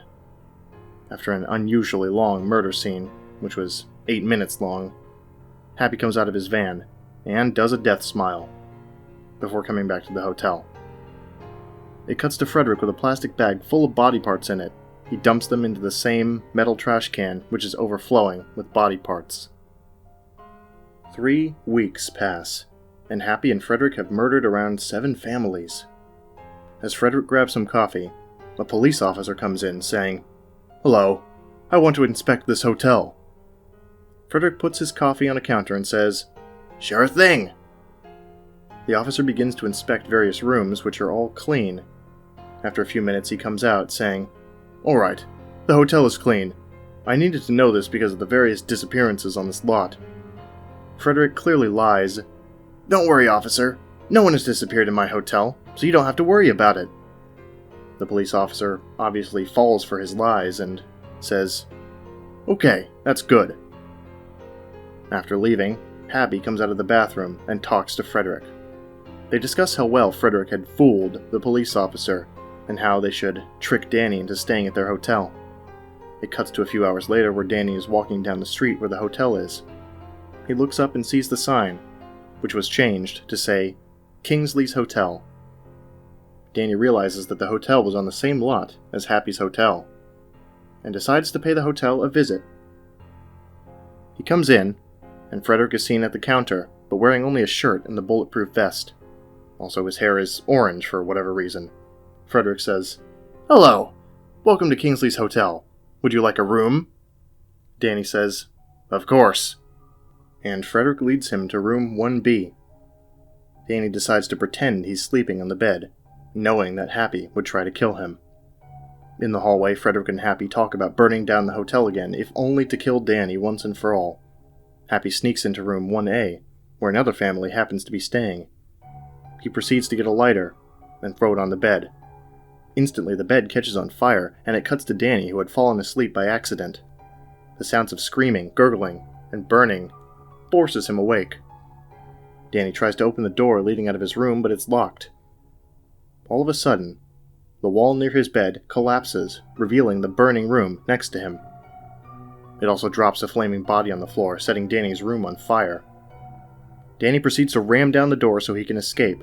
Just as the fire is about to reach the area where the door is, Danny breaks through the door and climbs out. He runs into the lobby and sees all the rooms are on fire now. For a while, the sounds of people screaming, the burning of various objects, crying, and glass breaking are heard. Danny runs away from the hotel, and Happy and Freddrick climb up the same mountainside in Happy the Pirate. They watch as the hotel catches on fire and collapses. Danny falls on his face on the sidewalk and looks at the ruins of the hotel. Burnt people are seen running away from it, screaming and crying, and after a few minutes, police cars and ambulances come over to the ruins. After that scene, the credits roll. However, Freddrick, Gorgote, and his brother Johnny talk over them, discussing their favorite parts of the episode. While Freddrick likes the scene where Danny is nearly killed, Johnny says he always liked the part with the 3 kids. The episode ends without a promo. Post 2. I have just been emailed the promo for Forensic Rises. The file name was 4risepromo.mp4, and the promo is 1 minute and 45 seconds long.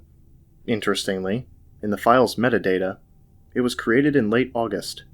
This might not seem important to a few people, but it gives some light on how Freddrick is stalking me and sending followers after me, since he made the episodes months back. The promo begins with a flashback to Happy's vacation and Hurt Happy from Season 1, with Freddrick in a deep voice saying, "Before Happy went insane, all was well for children around his town," very slowly.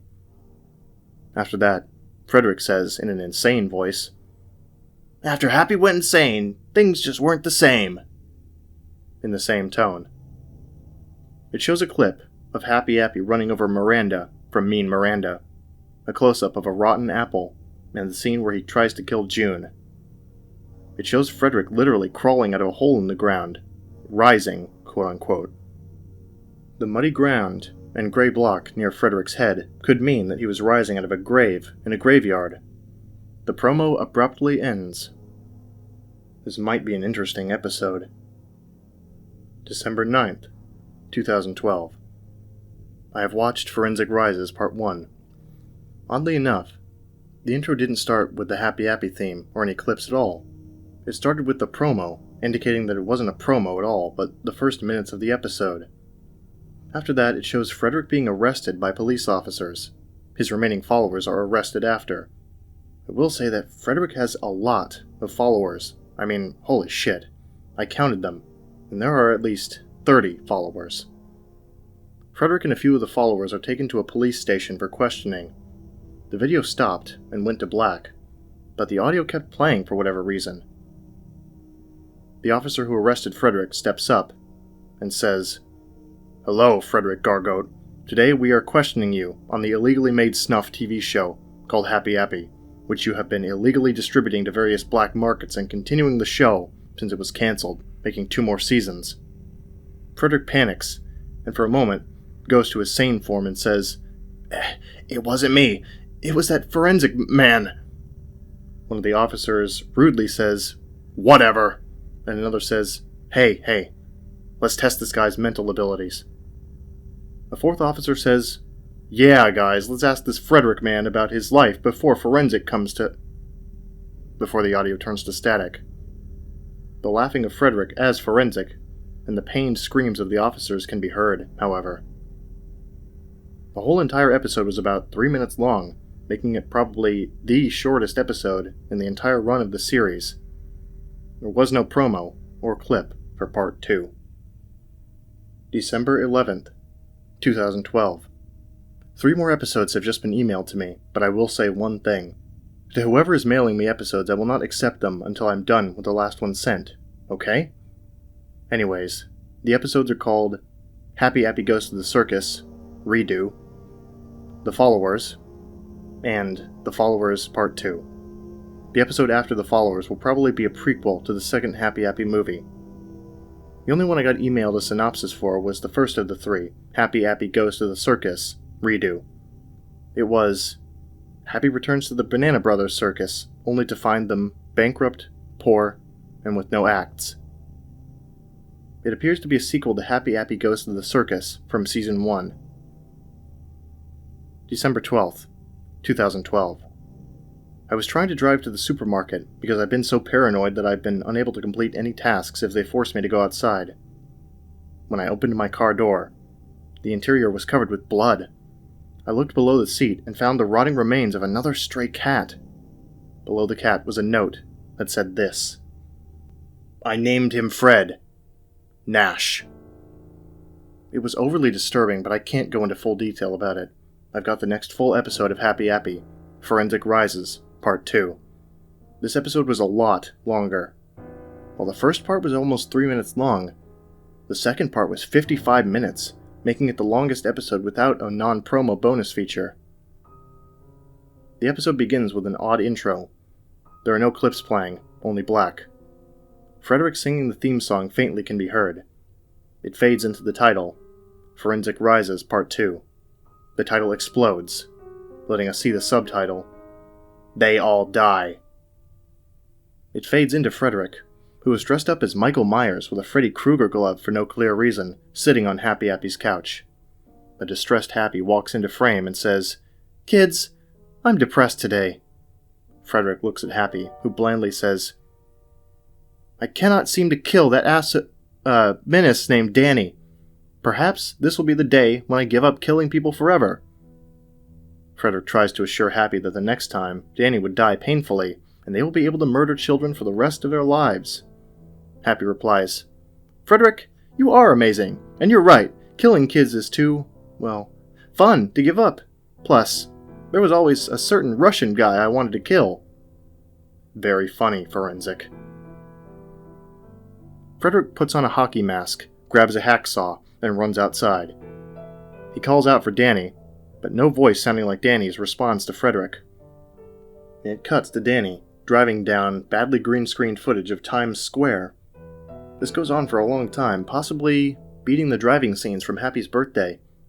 Danny's tires are suddenly blown out by Freddrick, and he crashes into a ditch.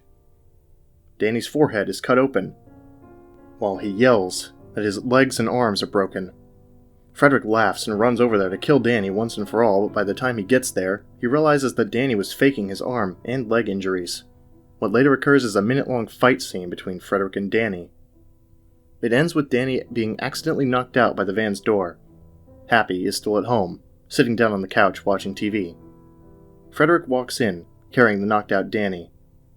Happy Appy is excited, believing that Danny is actually dead. However, Freddrick says, Happy, he's just knocked out. He's not dead. Happy goes ballistic and attacks Freddrick for not killing Danny. After a while of fighting, Freddrick agrees with letting Happy painfully murder Danny. It cuts to Danny tied to a chair, while Happy and Freddrick watch TV. Danny wakes up and asks where he is. Happy replies, You're at our house, Danny. We wanted you to feel every single ounce of pain, so we waited until you woke up. Freddrick gets out lighter fluid to pour on Danny, until Happy interrupts him and tells him that he wants to pour the fluid on Danny. Somehow, Danny realizes that he can untie himself. While Happy and Freddrick are arguing about the lighter fluid, Danny slowly slips out of the chair and hides behind one of the walls, listening to them.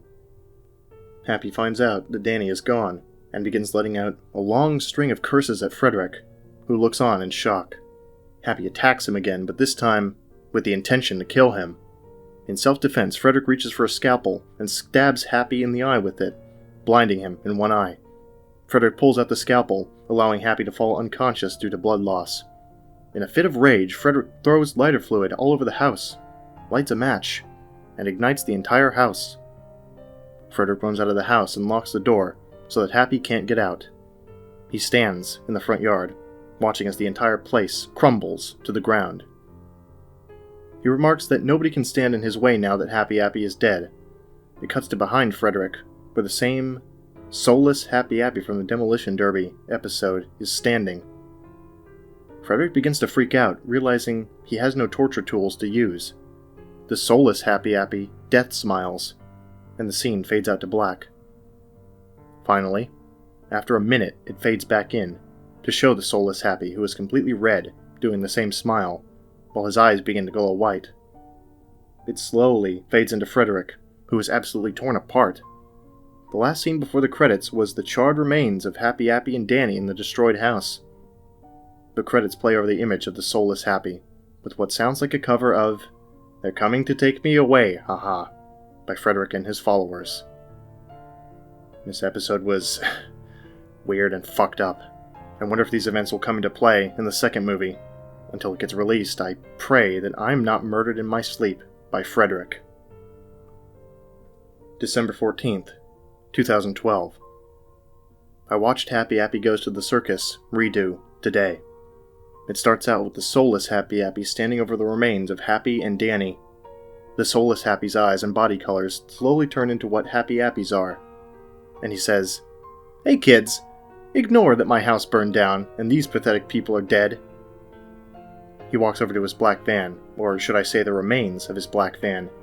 He says, sarcastically, "Oh no, my van got burned down. Whatever shall I do now?" After giving a death smile, he says, "Don't worry, until I get another van, I'm just going to take Danny's car." Happy grabs car keys from Danny's pant pocket, climbs into his car, and drives off. Happy is on a highway when he says, "Hey, since Danny returned, I felt very nostalgic about my other, less natural friends. I'm going to see if the Banana Brothers are still in business." Happy drives over to where the tent used to be, but instead of a colorful tent, there is a patch of dirt where the Banana Brothers are sitting, crying. In the background, you can see a tower in the background being built that looks like the Freedom Tower. Presumably, that was where the towers were before they were destroyed. Happy walks over to the Banana Brothers and says, "What's wrong?" Ben Banana, who is the one in the top hat, says, "We ran out of money, and we don't have any more acts to work for us." Happy turns to the camera and says, "Don't worry, Ben and Billy. My friends and I will gladly give you money and some acts to restart your circus." The Banana Brothers are very happy to hear Happy's offering, and Happy goes off screen for a few minutes. During this, the Banana Brothers just sit there, not doing a thing. Eventually, Happy comes back with wads of money. He gives them to the Banana Brothers, and Happy says his acts will come in next week. It cuts to a week later, where Happy introduces his acts to the Banana Brothers. Most of them are followers, dressed in various costumes. But a few acts have, or are entirely made up of, clay fruit puppets. It cuts to another week later, where various people enter the circus. Happy Appy talks to the Banana Brothers off stage about how amazing the circus performance will be. Finally, the Banana Brothers come on stage and start off the circus. It cuts to an 8-minute montage of the acts performing. Unlike Happy Appy Goes to the Circus, these circus scenes were actually decent, which is not surprising considering that Freddrick has more workers to help him produce episodes faster. After various stock circus acts, it goes to the intermission, where Happy is seen wandering backstage. One of the followers walks up to him and says, "Hey, Happy, we've set up the walkie-talkies. Tell us when to do the grand finale." Happy says, "All right, I'll say grand finale when it's the right time, and you do your stuff." The follower goes off screen, murderously laughing. It plays a second 8-minute montage scene, but when it is at the last act, the Jujube Jugglers, Happy grabs the walkie-talkie and says in a psychotic voice, "Grand finale!" It cuts to a short follower and a tall follower near the cages where the tigers and bears are being held. The short one gets Happy's message, nudges the tall one, and they both release the tigers and bears. The tigers run into the bleachers and start attacking the audience, while the bears attack the various acts. Another follower startles an elephant, which also runs into the bleachers and tramples people who try to escape. The Banana Brothers are horrified and try to stop the animals, but an obese Asian follower runs up to the brothers and peels their skin off. Finally, Freddrick walks into the tent, as fit as he ever was. He sees all the chaos that has gone on, and decides to end the soulless Happy's life, even if it meant killing a few of his followers. He grabs a torch, and sets fire to the tent. The survivors start running away, trying to escape the blazing circus. A few successfully escape before the circus starts collapsing in on itself, setting even more things on fire. Freddrick skips away as it cuts to the soulless Happy Appy, trying to get out of the circus. He tries to go through a wall but is quickly lit on fire. He waits until a piece of the wall collapses, and escapes through that route. For the rest of the episode, it shows the circus burning to a crisp with various shots of the inside. At the end, there were no credits or a promo. All that was on screen was an image saying, "The followers coming soon." Either it's saying the episode is coming soon, or the followers themselves are coming to your house soon. December 17th, 2012. Last night, I had a nightmare that I woke up on a playground. Freddrick and all 40-ish of his followers surrounded me, all with that freaky death smile. I couldn't move, and every time I tried to, they all would walk closer to me. After what felt like a lifetime, I found the ability to stand up, and they all began attacking me like cannibals. It felt just too vivid to be a nightmare. I woke up in sweat, screaming. To calm myself down, I turned on the computer, watched some funny videos, and talked to some of my friends on the missing episode forums I usually visit. It was unsettling, because the time I was doing these things, I heard loud scratching and whispering at the window. I tried to ignore it, but it kept going on. Finally, I grabbed my handgun, which I pretty much have with me at all times, and shot through the window. However, there was nobody there. I guess the scratching and whispering was a part of my imagination. Or am I just getting too worked up? I don't know. But no matter what, I will not let Freddrick take over my life. December 18th, 2012. Someone broke into my email account and changed the password. How did he do that? I was online all night, and I would have known if he broke in. Oh yeah, and I looked in my videos folder and found HPY The Followers PT 1 of 2.wmv in there. The entire thing was 4 hours and 15 minutes, making it the longest episode by far. There's no real intro, just Happy Appy written in a default VHS font. It begins with Freddrick burying the remains of Happy and Danny in a grave, and the soulless Happy in another grave, while calm, soothing music plays. After burying them, he drives Danny's car off a cliff to avoid any evidence being found by the police. He swims back to dry land and catches his breath. He turns to the camera and says, "Hello, I'm Forensic, or Freddrick Gorgote. After a long-time partnership with Happy Appy, we've decided that all good things must end. In other words, I killed him after he viciously attacked me, along with Danny, who we've been going after for a decade. Now that they're both dead, I can focus on just being a killer, and no longer playing second fiddle to that clay apple. I would like you to meet my followers now." The camera distorts, and cuts to a long, dirty hallway with some specks of blood on the wall. Freddrick turns to a large room with a bunch of chairs. Freddrick tells the camera that the chairs are for the followers, and they should be coming any minute. Right as he says that, loud footsteps are heard, and all the followers, who there are about 50 of, walk into the room and sit down. One of the followers asks why there is a camera in the room. Freddrick tells them to ignore it.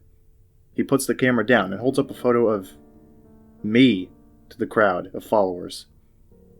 Freddrick begins yelling at his own followers about why they haven't been able to capture me. They cower in fear of him, and he tells them if they don't capture and kill me, they will all be murdered. They all nod their heads, still afraid of him, and run out of the building. He goes with them, telling them to hide behind some of the buildings, because he somehow knew that they were close to where I go to work at, and that they would get me while I was driving there.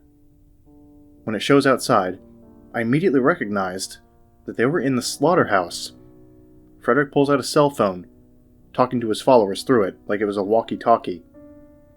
After nearly an hour of just filler of him talking to the followers, he yells that he sees me, and they can jump out now. I quickly saw that this was from August 4th, because the same events play out. He drops the phone, runs at my car, and I run him over. The camera falls on the ground, and distorts. The followers stand around Freddrick, while one of them grabs the camera and films him lying on the ground, with blood pouring out of his legs.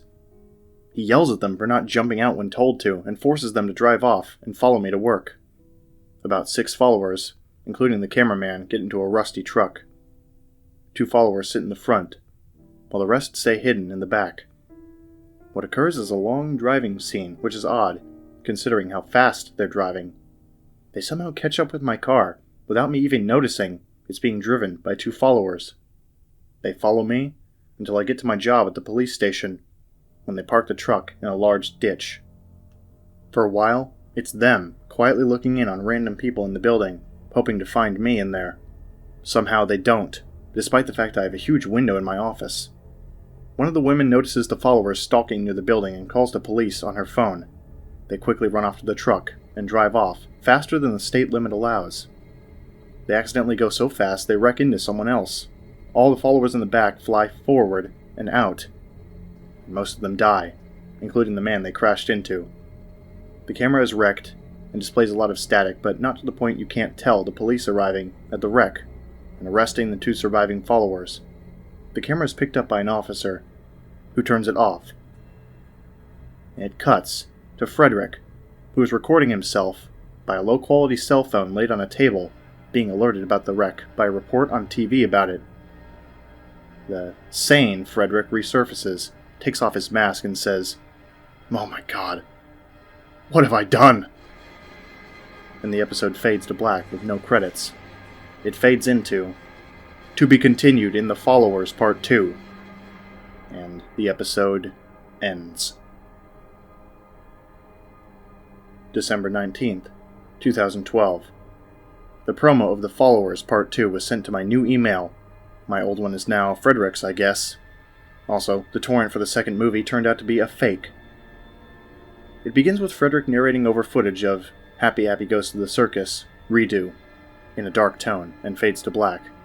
It flashes to Happy Appy's hand rising from his grave, Freddrick being struck by lightning, Danny's body being set on fire, Happy fighting Freddrick, the followers eating human body parts at a large table, Happy and Freddrick stabbing someone clean through the face, a picture of me being lit on fire, and the soulless Happy Appy being crushed against a wall. After that, it shows Happy Appy and Freddrick jumping out of a burning building. It freeze frames, and the title, The Followers Part 2, pops up in the Friday the 13th font. And it ends. All I can say is that I'm going to visit my brother for a few days, because I rarely get to see him, and I know Freddrick and his followers can't get me there. I promise, I will be back by the 1st of January to talk about the movie. December 25th, 2012. Yes, Gerasim is finally gone, and now it is only I, Freddrick Gorgote. Here's a tip, Gerasim. Do not leave a slip of paper with your passwords on it. I mean, you're making it too easy for me.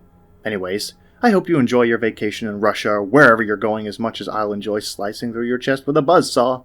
When you come back, I hope you enjoy the Happy Appy 2 movie. I spent months editing it, and it's so natural. Oh yeah, and I forgot to mention something. I've kidnapped more people and forced them to become followers. There will be nowhere left to go, Gerasim. If you leave town, we will follow you. If you fly away, I will get a new identity, fly with you, and get some foreign followers to take you away. Also, I've decided to stop wearing that pathetic disguise. Just update my look, so that I'll look like another everyday natural human being. Good luck, Gerasim. I'll be waiting. January 2nd, 2013. Oh, great. Freddrick has been on my blog again. I must say I'm not much surprised. In fact, nothing surprises me anymore. It all just feels natural. Anyways, as I promised, I watched the second part of The Followers. It begins where the first part left off, with Freddrick's sane side coming back and him looking at the news in disbelief. However, what isn't shown on the news broadcast is one of the followers admitting who he's working for and where Freddrick is located. It cuts to a live police raid, where a news reporter is standing in front of the slaughterhouse reporting on it. Freddrick looks outside and notices the police cars and news station vans. He quickly runs into the darkness and puts his mask back on, hoping not to be found. The police break in and begin hunting for him, while shouting insults at him at the same time. Forensic begins to come back out, and Freddrick tries to fight him off while staying hidden at the same time.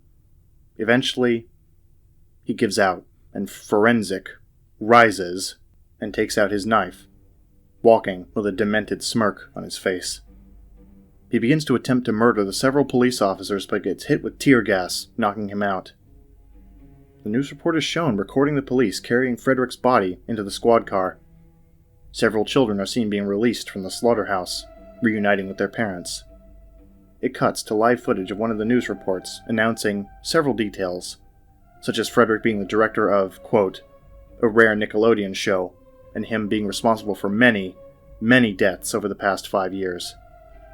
For some reason, Danny is seen giving a smug smile while Freddrick is being driven away by the officers, while many of the kids' parents talk to different cameras. A bunch of tapes, which I assume are the third season of Happy Appy, besides Forensic Rises, are being carried out. The scene fades out, after what feels like the most satisfying scene in the entire history of Happy Appy. However, like some people say, all good things must come to an end. This is where the real footage ends and the fake movie footage begins. It abruptly cuts to a sane Freddrick wearing a stereotypical police uniform on an electric chair. He isn't wearing the costume he normally wears and has a grim look on his face. He begs the officers to let him go, because it was his split personality that did all the murders. The two officers in the room exchange confused glances, and before they can say anything, Forensic comes back and insults the two officers. They quickly fry Forensic, with clearly fake blood flying out of his eyes and mouth. This scene goes on for a droning 2 minutes, with the same footage being repeated over and over until Freddrick finally dies. The title of the episode quickly flies in front of the image of Freddrick's fried corpse. After this scene, a follower who wasn't arrested or killed gets very pissed off and proceeds to murder a stunt double acting as Danny. The car is seen riding up a hill, with Freddrick's dead body in the back of it. The two police officers dig a hole and throw his dead body in it, not even bothering to bury him. They look at his body with angry looks and drive off. A storm begins with lightning, rain, and hail going on in every direction. In what is an actually pretty good special effect, lightning strikes Freddrick, and for a few seconds nothing happens. Freddrick literally rises from the hole, which must be where they got the footage for the Forensic Rises promo, and lets out a disturbing cackle. He runs down the road, but not before grabbing a stick. A day later, Freddrick is shown sharpening the stick into a spear in a forest, which looks like the same one from the early episodes of Happy Appy. He still does not have a mask, and has a prison jumpsuit on instead of his costume. Freddrick hears a twig snap in the woods, which came from a group of hunters. He quickly lunges at them with the spear, stabbing each of them. After stealing their clothing and weapons, Freddrick travels to the spot where he buried Happy Appy. He digs up Happy's dead body, which is literally just a rotten apple zoomed in on. Freddrick takes out an old book, repeats a few verses, and the body begins glowing. However, the glowing stops, and a pissed-off Freddrick reburies Happy. Happy's arm breaks through the dirt like a zombie and climbs out of the grave. Once he dusts the dirt off of him, he remembers what Forensic did to him in the second circus episode and refuses to talk to him. Freddrick says that since Danny is dead, they can both live in peace and murder people like they used to. Happy quickly has a change of heart and tells Freddrick that a new park opened up, so they can kill some kids there. Once they leave, it zooms to the grave of the soulless Happy, who sticks his arm out of the grave. It cuts to a montage of Happy and Forensic stalking and murdering children in one of the most sickening snuff scenes in the entire series, if not the worst. Ugh. The only thing that made the scene less painful was that very happy music was playing. After that shocking display, Forensic suggests they murder one of the police officers who tried to kill him.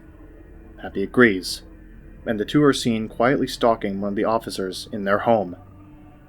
They look at him through the air vents, and before they can do anything, he screams. Seeing Freddrick with a deranged smile on his face, they both jump out, and they stab the officer clean through the face, making blood shoot out from every angle. They both high-five each other, and agree that this will be their new home, since Freddrick burned down the last home they lived in. Another montage plays of the two decorating the house with blood, statues, images from other Season 3 episodes, and Napoleon 14 albums spread all over the place, as well as an "Abandoned" sign on the front door. They also find the officer's lighter, and set Danny's rotting corpse on fire, and a picture of me on fire. This is where things really start getting fucked up. Freddrick begins to shove raw body parts into a fridge for a feast with the followers when Happy walks in. He tells him that he needs a new suit, or he will be caught by the police again. Freddrick tells him that they will do something tomorrow. During this time, the soulless Happy Appy is shown eavesdropping on the conversation. Finally, he runs at Freddrick with a cleaver, screaming. Freddrick gets a sledgehammer and bats the soulless Happy Appy to the side. Happy says, "I'll save you, Freddrick," and starts fighting the soulless Happy Appy with a knife. After the fight scene, the soulless Happy Appy is about to kill Happy when Freddrick grabs a large piece of wood and crushes the soulless Happy against the wall. As Happy applies bandages to himself, Freddrick starts to cut up the soulless Happy for the feast. Eventually it cuts to a large dinner table, where the followers sit down at. The entirety of the table is covered with cooked human meat, and they begin eating it for 10 minutes, while Freddrick tells them what their next plans are. Finally, it cuts to a day later, where a kindergarten class is having recess. In the bushes, Freddrick and Happy Appy are already looking around with sickening smiles. I could already see where this was going. My assumptions were right, as they bolt out of the bushes with knives and begin stabbing every kid on the playground. Already 2 snuff scenes in less than 30 minutes, the second one more sickening when compared to the other. Some of that stuff was traumatizing, and I certainly hope those were just really good special effects. One of the teachers runs out and begins trying to save some of them. Happy pulls out a shotgun and shoots the teacher in the head. More followers come out and run into the school, possibly to murder the kids inside. All of a sudden, the police arrive and quickly get offed by the followers. Forensic calls for Happy to jump into the van, while dead bodies are visible in the back. They drive off, with the remaining police trying to shoot out their tires. At home, Forensic has made a sickening mask out of one of the children's faces, while Happy laughs violently in the background. Oddly enough, this scene loops on for nearly 10 minutes, with the audio glitching out, the colors inverting, the VHS quality getting worse, and snuff photos being cut in between. Finally, the movie abruptly ends with a loud piano sound effect with the words, "The End" by Freddrick Gorgote being shown. Compared to the last episodes, this was awfully short, at 1 hour and 5 minutes. That's good for me, because I couldn't take any more snuff scenes. I'm not going to sleep tonight. I don't want Freddrick to slowly murder me in my sleep. I want to live to see this man die. January 4th, 2013. Jim Forrester got back from his family reunion. Right after he came back, I showed him the second movie. Like me, he was angered by it. After that, we found out that the playground is close to where we live. We decided that we should go visit it for evidence. When we arrived, there were, unsurprisingly, kids playing there. We ended up waiting until dark to investigate. The area surrounding the playground was mostly covered with bark, but under one log there was what looked like a human finger. In the woods close by, there was a broken camera in the bushes. What was there must have been taken in by the police. However, that brings me to the main question of this entry. How does Freddrick get away with all these murders? Based on what I've seen, these murders were indeed real, but somehow the massacre of an entire playground of children doesn't even get a speck of discussion in even my part of the world? January 6th, 2013. Today was completely awful. I swear Freddrick is hiding in my attic. Every night, I hear the same running and laughing. Last night, I saw him licking his lips and looking in on me through the air vents. I wanted to grab my shotgun and blow his head off, but I was just frozen in terror. Freddrick kept staring at me for the next few hours until he finally went back into hiding. He wasn't wearing his usual mask, or any mask for that matter. He looked almost like he did when he was sane, in fact. I absolutely got no sleep that night, and I had to go into work in paranoia that Freddrick would somehow be hiding in the back seat, ready to kill me. At work, I saw everyone there was depressed and barely spoke any words. Finally, I spoke up and asked what was going on, and apparently, one of my coworkers was murdered by a lunatic in the night. This was Freddrick's doing. I just know it. Also, remember when I said I found that broken camera in the woods? It turns out, the camera is still in working condition. It mainly consists of corrupted videos, though. I will work on fixing them sometime soon. January 7th, 2013. A fan sent me 2 CDs of the alleged soundtrack for Happy Appy. The jewel case that the CDs came in said, "Superb Schizophrenic Songs, the soundtrack of Happy Appy," and had a picture of the followers on it, acting like they were an old-fashioned jazz band. On the back was the listing, like most DVDs. Written on the first CD was Season 1's second-rate songs, and featured decent quality music from Season 1. The order of the tracks went like this. 1. Theme of Happy Appy, synthesizer. 2. Bothering Bully. 3. Tinderbox, one of 2 borrowed songs from John Tristy's Hidalgo. 4. Circus Calliope, the circus music heard in Happy Appy Goes to the Circus. 5. Happy Appy Helps Those Kids. 6. Theme of Happy Appy, acoustic. 7. The Happy Dance. 8. Production reel piano. 9. Music piece number 21, the other song from Hidalgo. 10. Theme of Happy Appy, piano. 11. Theme of Happy Appy, production reel. The second CD was called The Amazing Music of Forensic and Company. The music had 3 copies of that fucking annoying song from Napoleon 14, as well as some songs by musicians who had schizophrenia. The tracking: 1. They're coming to take me away, haha. 2.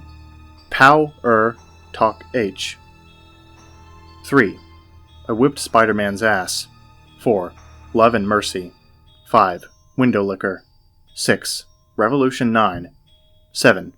They're coming to take me away, haha. Rough draft. 8. Snarin', the snare from A Day in the Tracks. 9. A Very Gloomy Sunday. 10. They're coming to take me away, haha. Cover. 11. I whipped Spider-Man's ass. Cover. When I listened to every track, I took some notes if I found something interesting. Here they are. 1. The theme of Happy Appy is probably the lowest quality track on the entire album, but it is in better quality than most of the episodes I watched. 2. Tinderbox and music piece number 21 has someone breathing over the tracks. The original DVD didn't have breathing, so it must have been added in, by mistake, by a follower. 3. Snarin' was the longest track on the album, at 8 minutes and 5 seconds. It fades out 4 times during the song. During the song, various sound effects were thrown in. They include pink noise, DTMF tones, and a weird click track. 4. The cover of I Whipped Spider-Man's Ass was sung by Freddrick, and had every instance of Spider-Man replaced with my name. The hell is up with the followers? January 12th, 2013. Sorry for not updating as often, but some things have happened recently. The real Freddrick, or at least many of his followers, may have died sometime during the week. I was present during the robbery of a local convenience store, but instead of just one guy stealing money, it was this guy and his friends who held us hostage. None of them had masks, and I recognized a few of the followers personally. One of them I immediately recognized as the person who was responsible for a drive-by shooting in my area. when the police arrived. I was knocked out unconscious by Freddrick, and they attempted to shoot and kill several of the people. I'm not sure if they succeeded or not. When I woke up, I was in a hospital bed. They told me I was nearly shot in the head by the followers. Several bruises I obtained were discovered, but I'm just glad I was okay. Post 2. Oh, yeah, I nearly forgot. The footage is clean enough for me to watch. Basically, it's just the extended rough cut of The Followers Part 2, in even lower quality. I discovered how they got the special effects for the movie done. For the big playground murder scene, they just used blood packs and just stabbed at them. The shotgun effects were obtained with a flare gun being fired, spliced in with an older woman pretending to scream and fall over. I also found out why the rotten finger was there. It turns out that one of the kids got angry during filming, stole Freddrick's knife, ran up to him and stabbed him through the little finger. Freddrick literally treats it like nothing and cuts it off just to freak out the kid. One of the more disturbing details is that apparently the first snuff scene is real. The playground was a recreation, a very specific one. Great. Now I can rest, knowing that children were murdered for a 1-hour snuff episode. I've considered sending it in to the police, but if they find out, I could be in deep trouble. Why do I write in this blog? Well, I feel like this is the only form of communication left. I can't leave the house anymore. Skype doesn't work that well. Jim hasn't spoken to me lately, and I'm too paranoid to talk to anyone. I've restricted access to my blog to only a few people, because I do not want anyone to call the police. God knows what will happen if Freddrick hears he's being hunted down. Goodbye. I'm gonna check the attic, basement, I'm going to bed. That's what this is now. Paranoia. And blogging in fear. Yeah. January 13th, 2013. Upon watching the rough cut again, apparently there was more missing footage. Originally it ends with Freddrick just wearing the face of a murdered child while Happy rolls around laughing. This time, the scene after that is shown. It has Freddrick hanging around the house while Happy is heard using a sharp tool in the basement. Happy's model is held close to the camera, and what's odd about this is that the scene is Freddrick pretending to talk to Happy. I assumed the voice actor would just dub his lines, but even if it was going to be used, it looks and sounds strange. I could not make out a single word, Freddrick said, because of the terrible quality. Some people in badly made police costumes come into the room and shoot them. Okay, it's nothing special, but I just wanted to make an update for the people who still follow me. January 14th, 2013. Nobody's dead, thank you very much. The people who were arrested have been sent back to their original prison. I'm still lurking, in your house, outside, wherever I feel fit. I'll torture you for a long time, and when your brain finally just quits working, I'll be there to see it. Maybe I'll off you. Until this happens, you should be ready for some scarring, my friend. Actually, my older brother wants in on this too. In fact, how about we do a family reunion? All of my brothers and sisters and I, killing off a worthless human being like you sounds so natural.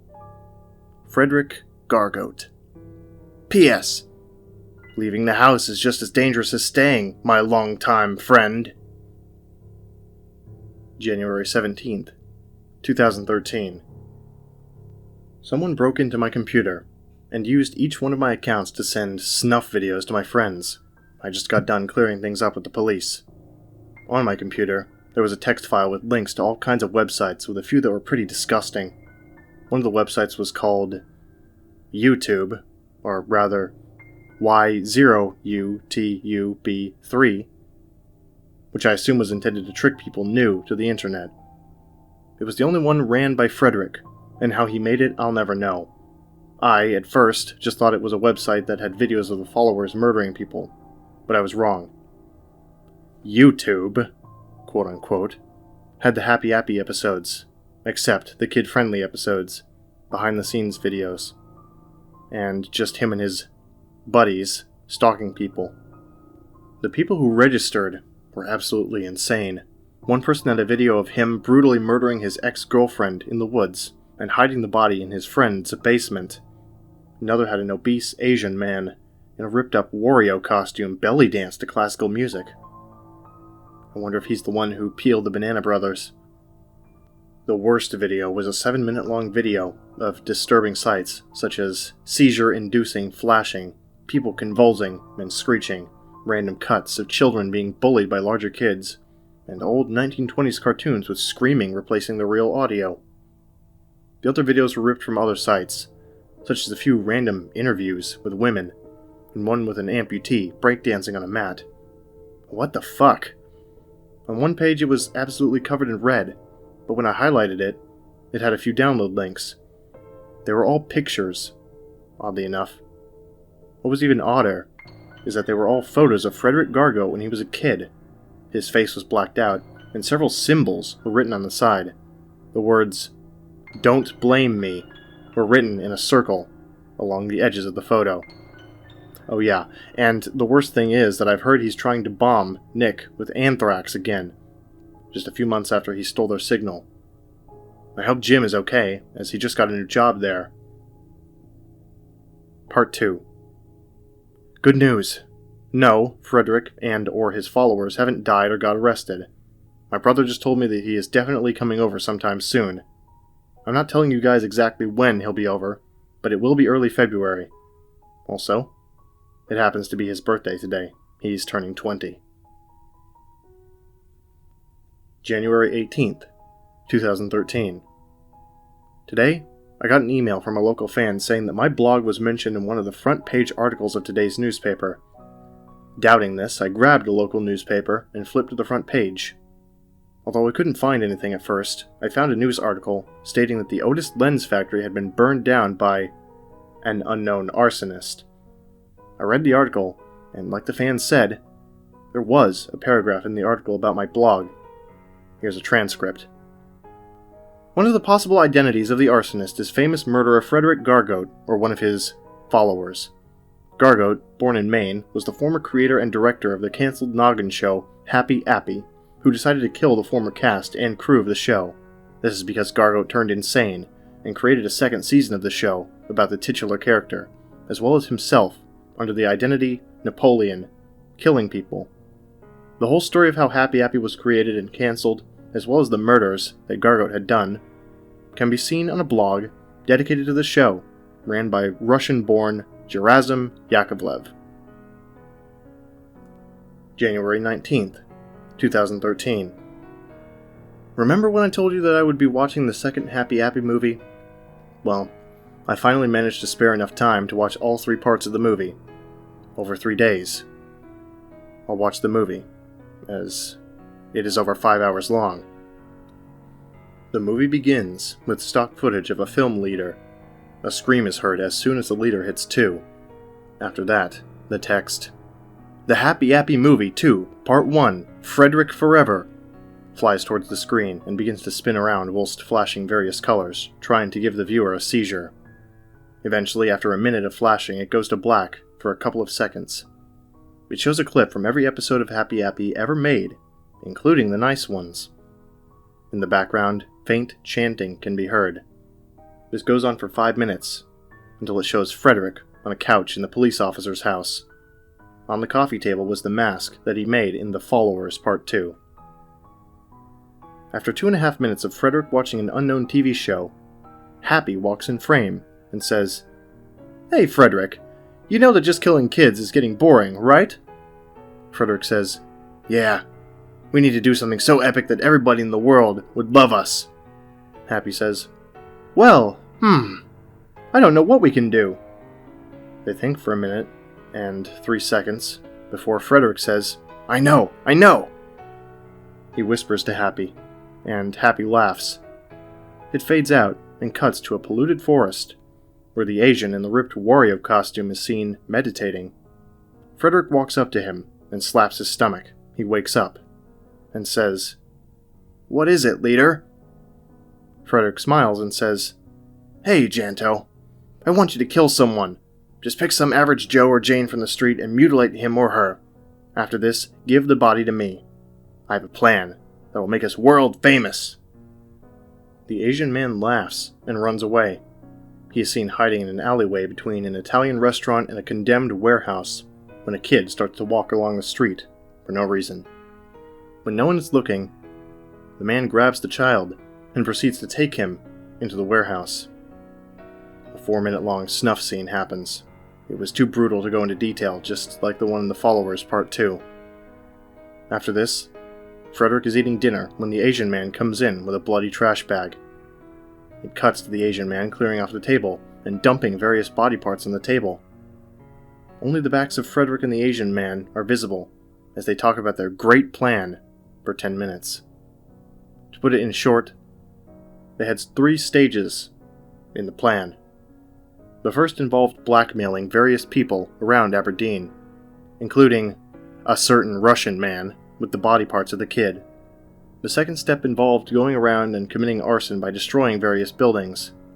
The last step involved killing the people that they had blackmailed in step 1.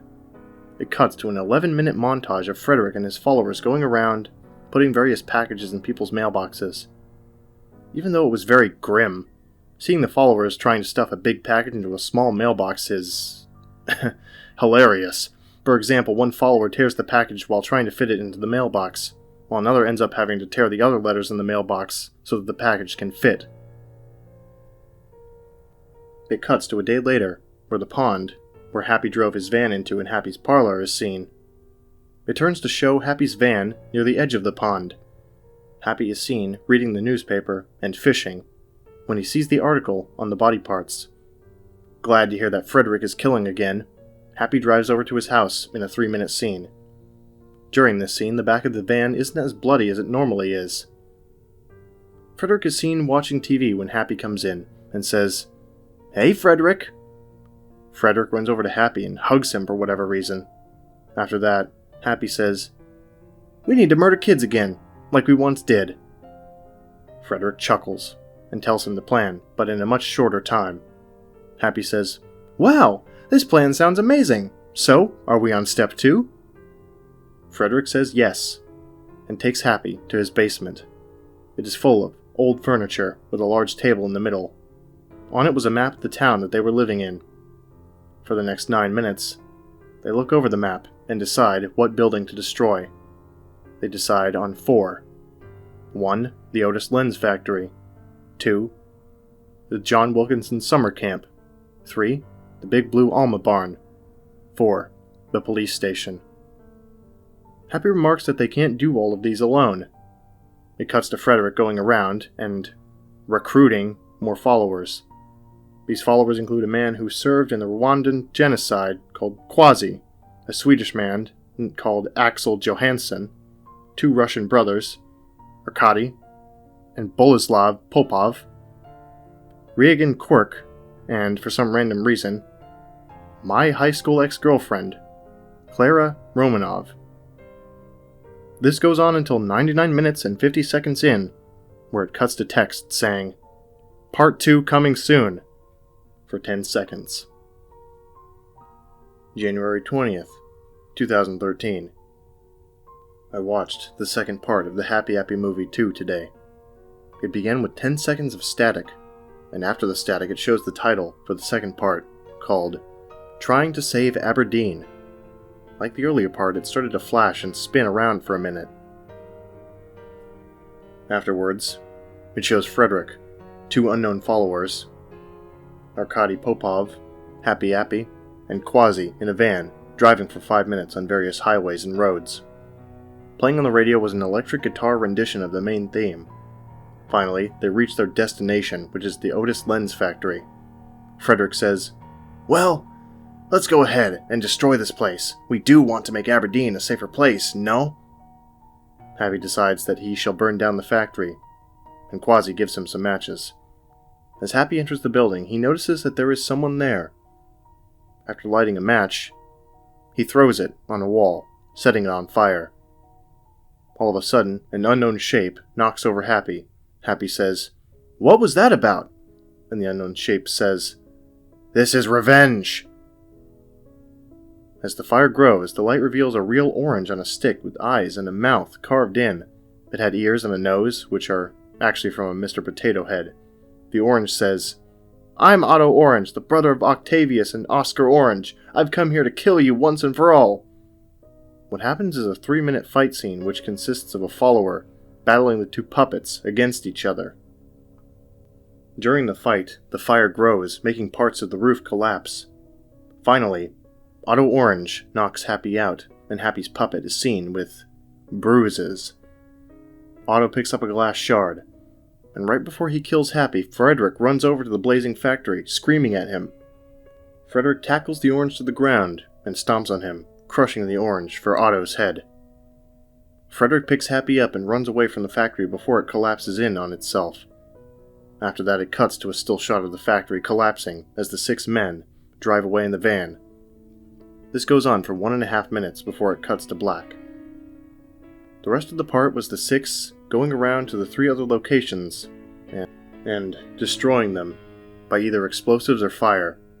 It was actually really boring, since there's no one stopping Happy or the others from destroying the buildings. As it went on, I saw a lot of inconsistencies. For one, each follower has an alternating amount of blood on their clothes. Also, Happy keeps switching from the giant hand puppet to the smaller handheld claymation puppet. After they destroy the police station, it shows the text, Part 3 coming soon, for 10 seconds before it stops. January 21st, 2013.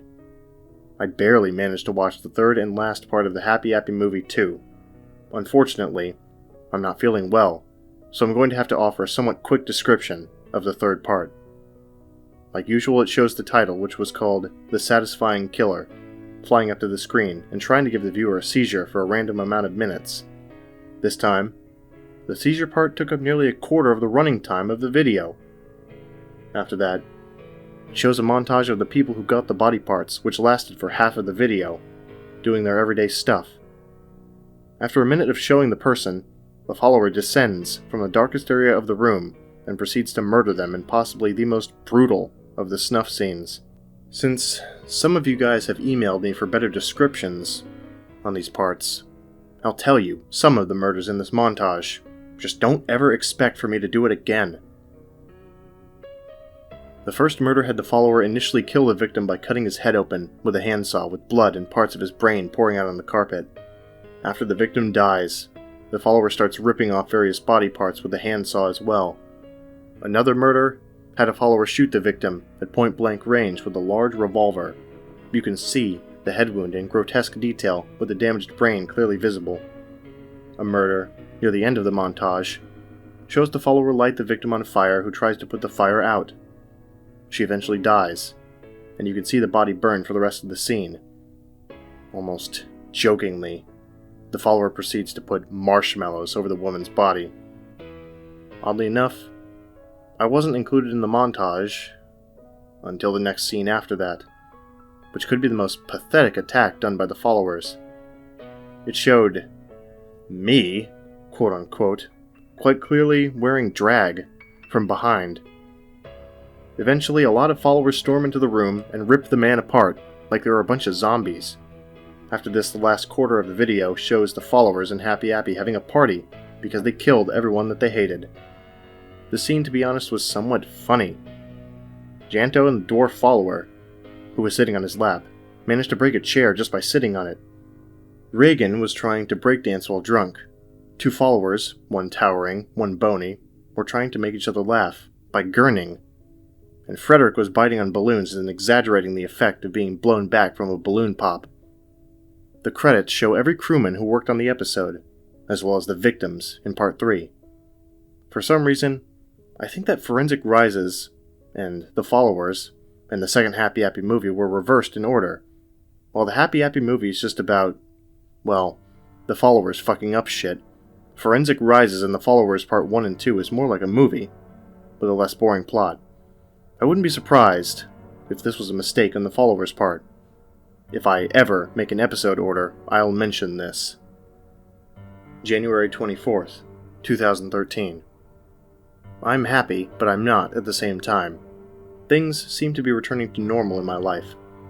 But I just have a feeling that if I relax for a split second, Freddrick and those motherfuckers will probably kill me. However, things are turning out to be quite nice. Jim told me that he is the writer for a new Nickelodeon show, which I'm not sure of the name. My brother also said that he's coming over sometime in the first 3 days of February. I'm dreading this, honestly. He's immature, and I don't think it's good to have my brother come over with all this follower shit going around. But it's too late for now. I'll relax, for now, but I'll also keep an eye out, for I haven't seen any of the followers in a while. Anyways, the next post on this blog will be on the day he comes back. February 3rd, 2013. He's finally here. My younger brother finally came over today. It was about time, too. The only reason why he couldn't come to Aberdeen earlier is because he lost the money he put aside to buy the airline ticket to go to Seattle twice. Because of his low pay at ER Telecom, it took him weeks before he finally got the money to buy the ticket. When he came over, he decided that the guest room would be where he would sleep during the time that he was here in Aberdeen.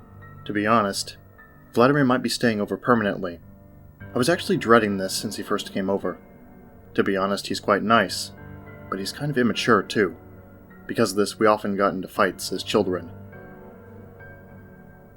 As I'm typing this, he's in the living room, eating some pepperoni pizza he bought, and watching America's Funniest Home Videos. And no, he isn't sharing the pizza with me, obviously. And before I go, I want to share a small anecdote involving him. When Vladimir was born, his birth name was Sergei.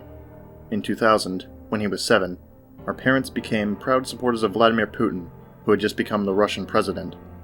Some kids at the elementary school caught wind of their support, and to mock Sergei, called him Vladimir. When Georgy, our dad, overheard one of the bullies call him Vladimir, he talked to Nada about it.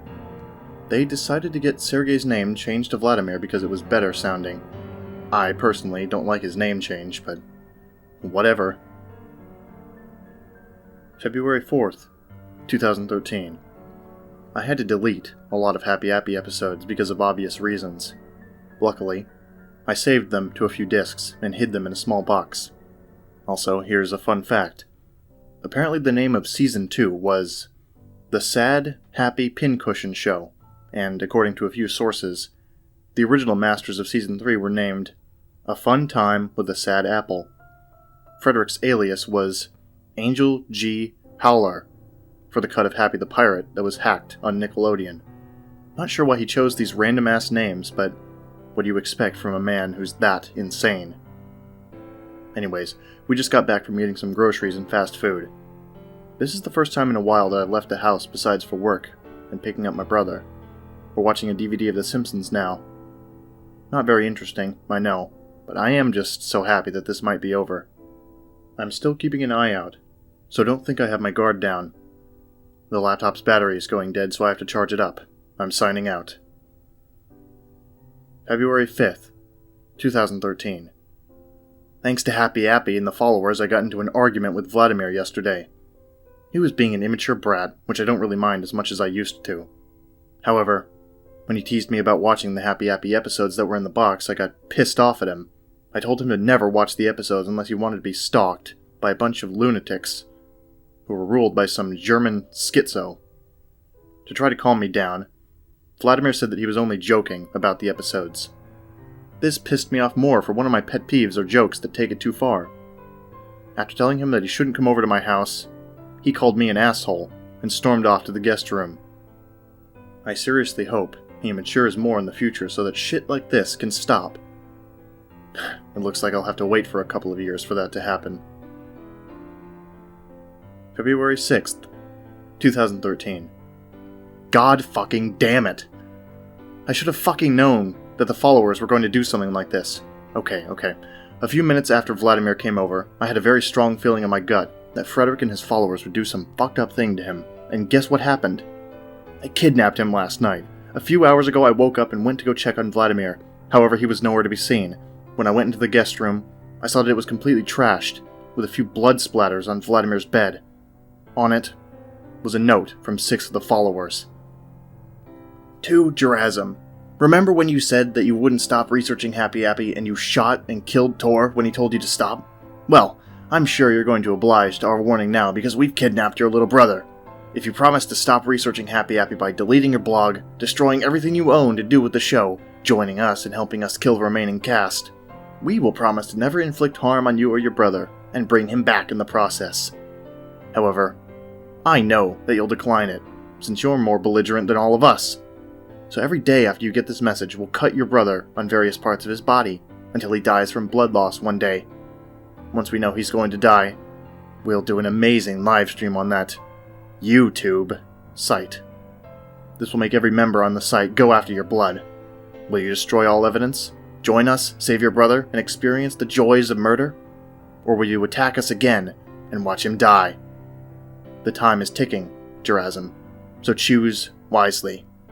From Fort Forensic, Quasi, Janto, Yukimata, Ryagin Quirk, Arkady, and Boleslav Popov, Freddrick Gorgote.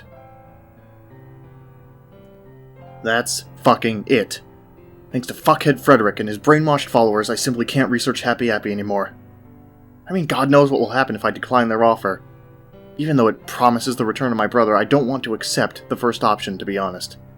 And even though I want to get my brother back, I'd probably tell the location of the followers' hideout to the police, causing all the crazies on quote-unquote YouTube to go after me. Although I really want him back, I'm going to decline the followers' offer for now. I seriously need some rest now, for all this ranting has made me tired. Oddly enough, while I was sleeping, I didn't hear any glass breaking or muffled screaming. I swore I heard whispering and a footstep, but I'm pretty sure it was someone blasting music out of their car. Post 2. I just checked, quote-unquote, YouTube.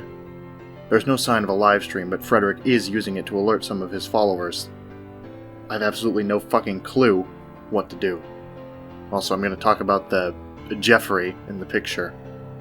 Based on the video, which was a compilation of a man burning some houses down, I'm pretty sure that's a foreign exchange student I knew in school. He never was much of a nice one. During 8th grade, Jeffrey claimed that he killed his 2 dogs and hid them in one of the elementary school's trash cans.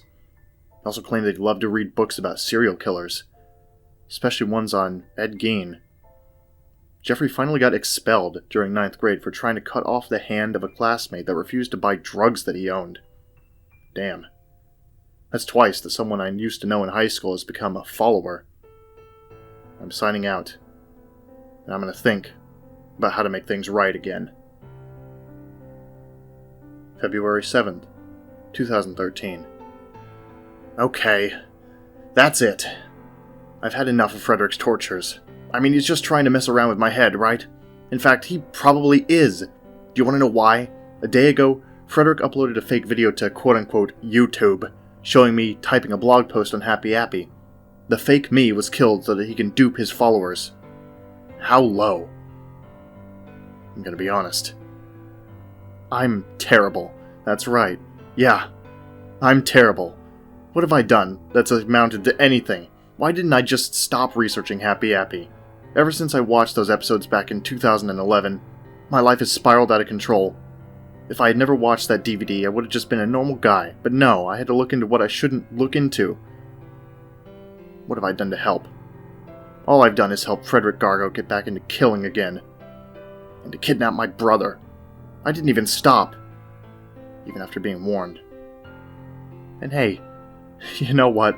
I bet $1,000 that because of my research on Happy Appy, Freddrick helped with the school shooting in Newtown. I'm gonna die. And I'm not even gonna stop at that. My brother will die, Jim will die, and God knows who else will die. Another one of my fans was murdered last week, in fact. What does this say about me? In over a year, I've gotten 2 of my fans killed already. Some people think I've lost it. And maybe I have, but that doesn't even bother me anymore. I'm just sick of this. I'm gonna go drown my worries in spirits. February 8th, 2013. I haven't arrived at work for nearly a month, and I'm not even gonna go back. My life is so fucked up. Why should I care if I don't have a home? For what I've done, I deserve it. The followers are taunting me, still. Last night around 30 followers were surrounding my house, chanting. I never wanted it to escalate like this.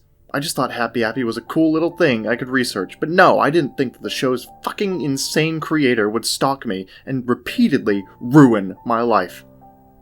Also, what are the followers thinking about Freddrick? Do they think he's some sort of dumb angel who will save them from the bad? And talking about Freddrick, I had a talk with Sergeant Newport. He had heard that the followers had kidnapped my brother.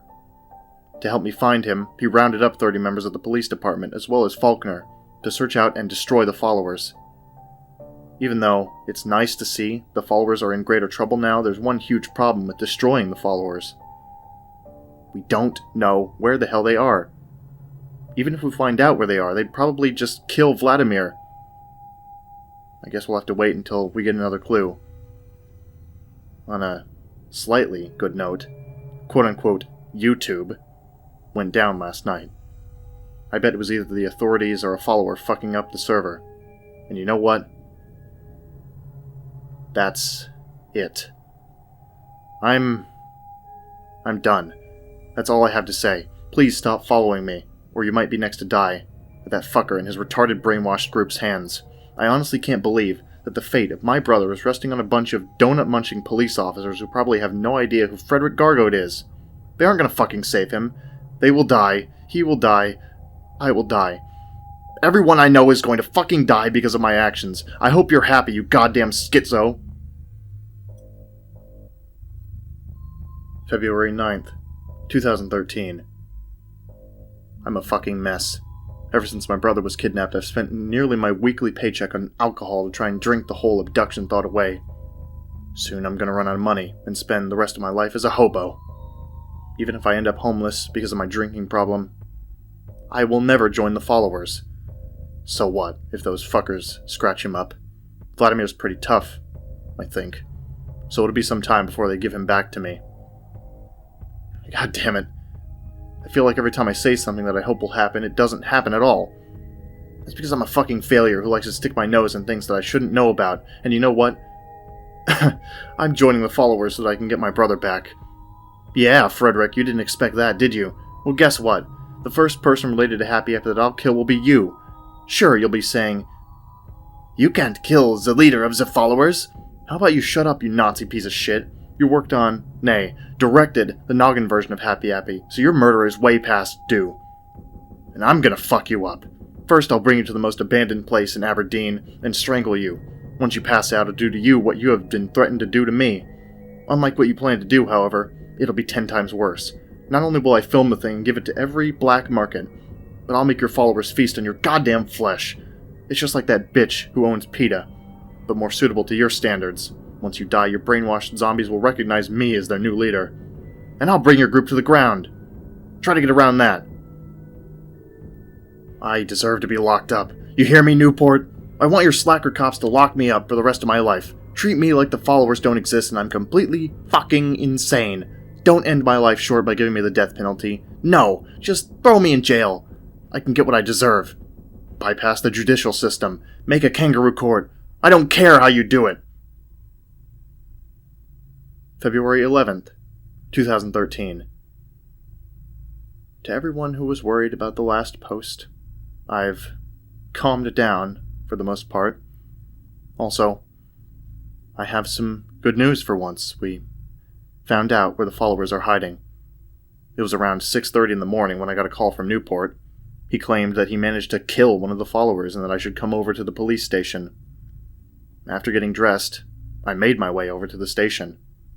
There were 2 police cars blaring their sirens outside, as well as a sedan that was being inspected by Faulkner and another officer.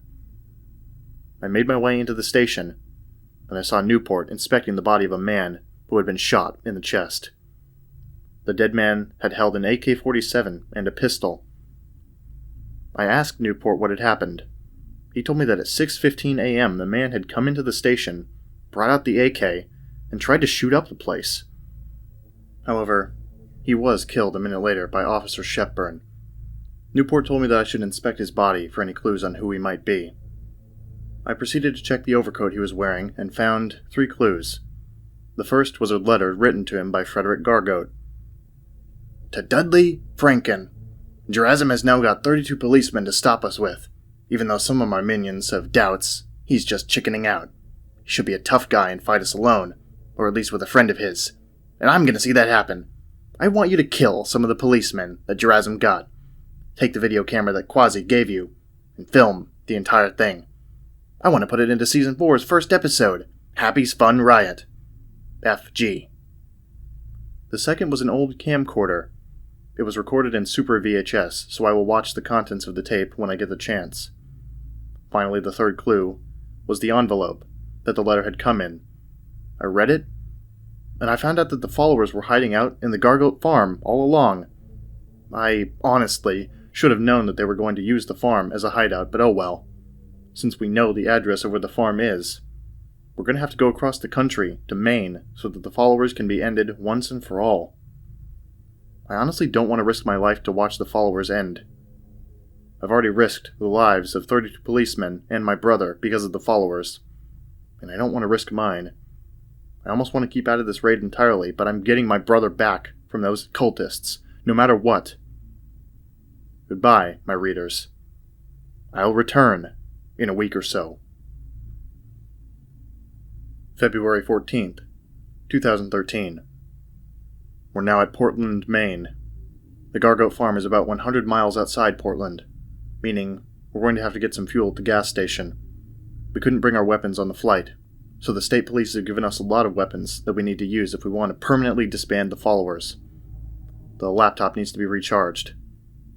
So, I'll see you after we've destroyed the farm. Also, I watched the Super VHS tape before we left for Maine. Most of what's on it are kills that Quasi had done during the Rwandan genocide, but the end shows Dudley Franken going into the police station and shooting it up. February 16th, 2013. It is done. The followers have been disbanded. Since I'm tired, I will only do this post on the raid. During the night of February 14th, we followed a set of directions that would take us to the Gorgote farm. As the roads were still filled with snow from the recent blizzard that hit the northeast, it took us longer than it should have to get to the farm. Halfway there, our truck got stuck, so an officer and I had to clear out snow to get it moving again. We eventually reached the Gorgote farm. The farm was pretty big, around 500 hectares in area, with a 3-story building near the middle. There was a barbed wire fence covering the entirety of the border of the farm. As we made our way to the entrance of the farm, we saw a sign that originally looked like it read, Gorgote Family Farms, but because of the followers, abandoned was written all over it. As we got closer to the building in the middle, one of the officers claimed that he could see a few figures staring at them on the fields and in the windows of the house. Shepard told the officer to ignore them, as it was a clear attempt by the followers to get us out of our vehicles. We saw what we believed was Happy's van in the parkway, which may or may not be the original one. Eventually, we reached the halfway point of the path. I grabbed a rifle and pistol, as well as several cartridges of ammunition, before leaving the cars we were in. We proceeded to walk up the rest of the way to the house, when we all heard a male scream, "Hey, Freddrick! They're here!" As soon as the voice stopped speaking, Newport said to himself, "Oh boy, this is not going to be pretty." All of a sudden we heard something made of metal hit one of the cars.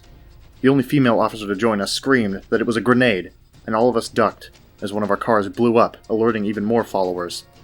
At that point, what would have been a simple raid turned into the fucking invasion of Normandy. The followers on the field started to dash towards our group, armed with various melee weapons. We proceeded to shoot them, as they were too foolish to actually bring guns with them. However, every time we shot a follower, it looked like another appeared in his or her place. And after a couple minutes of fighting, it looked like there weren't any more followers in the fields, so we started to barge down the door. If we had noticed that 5 followers snuck up behind us, we wouldn't have lost 3 members of our group. When we hit the door the second time, we heard muffled screaming, and another officer said that the followers were killing some of the officers. 4 of us proceeded to shoot down the group and stayed guard for when another group tried to kill us again. I saw that a follower was trying to plant a grenade so that we wouldn't have vehicles if we needed to get out of the farm. Thankfully, Newport also saw him, and shot the follower before he could put the grenade in. As the follower stumbled back, the grenade he planted was still in his hand with the pin out. You can guess what happened next. Eventually we barged down the door to see 10 followers armed with knives march at us. We ended up killing all 10 of them, at the loss of 2 more officers. The 28 of us left split into 4 groups of 7, each with different aims. The group with me, Newport, and Faulkner was about trying to save Vladimir, while the others were about killing Freddrick, stopping the followers and destroying the building. As my group went through the house, We experienced only one attack from a follower which injured the female officer, but didn't kill her. After a while, we couldn't find Vladimir on the first floor, so we went into the second floor. What greeted us were the dead bodies of the group that were supposed to kill Freddrick, which included Shepard. Thankfully, we weren't horrified enough to not notice 5 followers coming near us. Once I pointed them out, Newport finally snapped and tried to take all 5 of them on. It was only a matter of seconds before he was brutally murdered. Rest in peace. The 6 of us did manage to kill the group, but we made a pact to not be distracted by anything else. We checked the second floor for Vladimir, but we couldn't find him. Thankfully for us, the 2 remaining groups below us were okay and didn't lose any members yet. Finally, we went up to the 3rd floor, which only had 1 room. The door was locked, but as we got closer, we heard the muffled screams of a male being tortured with a Russian accent. It was Vladimir, no doubt about it. We proceeded to barge down the door and saw a somewhat grisly image in front of us. Vladimir was on a stretcher without a shirt. Large scars on his chest. His torturer was hidden in the shadows, but his accent was similar to Freddrick. He was even holding that damn knife. The room contained various statues made of body parts. Faulkner stepped forward and said, "Freddrick Gargo, you are under arrest for being the..." before getting shot by the shadowy man. Since I didn't want anyone else to be killed by the followers, I grabbed my pistol and shot the shadowy man. He stumbled and fell forward to show that it was Freddrick's brother, Johnny. I ran to the stretcher that Vladimir was on. He said, "Gerasim, is that you?" I responded with, "Yeah, it's me. You aren't as wounded as I thought you would be." Vladimir remarked, "I actually joined them a day ago. Johnny B. Good here was about to carve the symbol of the group into my chest until you shot him." I exclaimed, "Okay, don't do shit like that. I don't want you to become the next Patty Hearst." Vladimir sighed and said, "I had to do that so that I wouldn't be tortured, you see. But now that you're finally destroying the followers, let's get out of this hell on Earth." As I got him out, I heard the screams of the teams below us. Knowing that the followers probably were attacking them, we had to get out and call up the state police, before we were next. We dashed out of the building, killing a few followers along the way. We got into one of the 2 trucks that had been unscathed, and proceeded to call the state police. During this, Vladimir, who was wearing my coat, and I shot down the followers that dared to attack us. We saw some followers running away from the house, not wanting to be arrested or killed. Eventually, the police came over in 10 vehicles and proceeded to arrest the followers remaining in the house. We were given statistics of how many policemen survived and how many followers died. 7 of us survived the raid in the house. They were the 5 from my group, Vladimir, and Officer Sabin from the Killing Freddrick group. 50 followers died, including Jeffrey, Johnny Gorgote, Axel Johansson, and Nash Ham. 15 were arrested, including Ray Balya and Clara Romanov. The worst part is that about half the followers are unaccounted for. Freddrick, the Popov twins, Reagan, Janto, and Fox Garner are the biggest members that need to be killed or arrested. I presume that Ray Balya joined the followers so that he wouldn't be tortured like Vladimir was. Vladimir is now in the hospital, being treated for some of his wounds. February 17th, 2013. This will be the last post of the blog. It isn't about a new episode, follower death or arrest, or my brother. It's about Freddrick. On August 18th, 2009, some guys had discovered a complete set of patient data for an insane asylum in Maine. It wasn't until the 1st of February that they discovered an erased name, patient number 0369. After a few days of trying to read the faint handwriting, they confirmed it to be Christopher Holzer, Freddrick's dad. It doesn't sound that interesting, right? Well, no. If papers from the same asylum are to be believed, the creator of "They're Coming to Take Me Away, Haha," Jerry Samuels, did not create the song. Instead, it was Christopher Holzer who killed Elias Downer when he kidnapped his dog. When Christopher was sent to the asylum, an officer took the record to Samuels, and he polished the song and made a fortune off of it. The 1990s sequel to the song, "They're Coming to Take Me Away Again, Haha," was created entirely by Samuels, who had already made songs by himself, doing an exact impersonation of Christopher. This is why the voices didn't entirely match up. It also explains why Freddrick has an obsession with the song. Post 2. Since some people have been requesting it, here is the completed episode list. For Season 3, I will be using the actual production order than the order I got the episodes. Season 1. Happy's Vacation. Hurt Happy. 2. Monkey Bar Mishap. Happy goes to school. 3. Happy at the Fruit Olympics. Nate needs help. 4. Never Run with Knives. Happy fixes kids. 5. Happy fixes kids Part 2. Happy fixes kids Part 3. 6. The Towers. Happy the Doctor. 7. Happy in Space. Mean Miranda. 8. Happy Appy goes to the circus. 9. Appy's Trick. Hospital Doctor. 10. The Happy Appy Movie. Season 2. 1. Happy meets the Who Bears. Camp Ah! 2. Happy in the Oranges. Happy's van breaks. 3. Lighter. Happy and Blackberry. 4. Forensic, the Big Help. Nuxic. 5. Rows of Blood and Bones. Can of Kill. 6. Jar of Hate. Happy's Rising. 7. Happy kills Benny. Miranda lives. 8. Miranda dies. 9. Forensic, a bigger help. Meaner. 10. Happy Appy's Christmas. Happy's house. 11. Forensic, the biggest help. Danny's love. 12. Happy Fest. Happy rots in hell. 13. Epilogue. Season 3. 1. Happy the Pirate. Happy's Parlor. 2. Happy's Birthday. Danny returns. 3. A Day at the Tracks. Happy's Hotel. 4. Happy's Hotel, Part 2. Happy makes a movie. 5. Happy Appy and the Demolition Derby. 6. Happy Appy goes to the circus. Redo. 7. The Happy Appy Movie 2. The Followers. 8. Forensic Rises. The Happy Appy Movie 2, Part 1. 9. Forensic Rises 2. They All Die. The Happy Appy Movie 2, Part 2. 10. The Followers.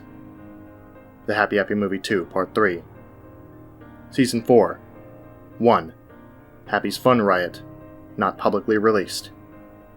One last thing before I leave this blog forever. I've destroyed the Happy Appy puppet, the DVDs, the countless VHS copies of the episodes, and I've gotten quote-unquote YouTube taken off of the web. I'm not doing this for myself, however. I'm doing this because hopefully if I can destroy all evidence that this show ever existed, no one else will be killed because of this show. Freddrick, if you're reading this, please burn in hell like the demonic motherfucker that you are.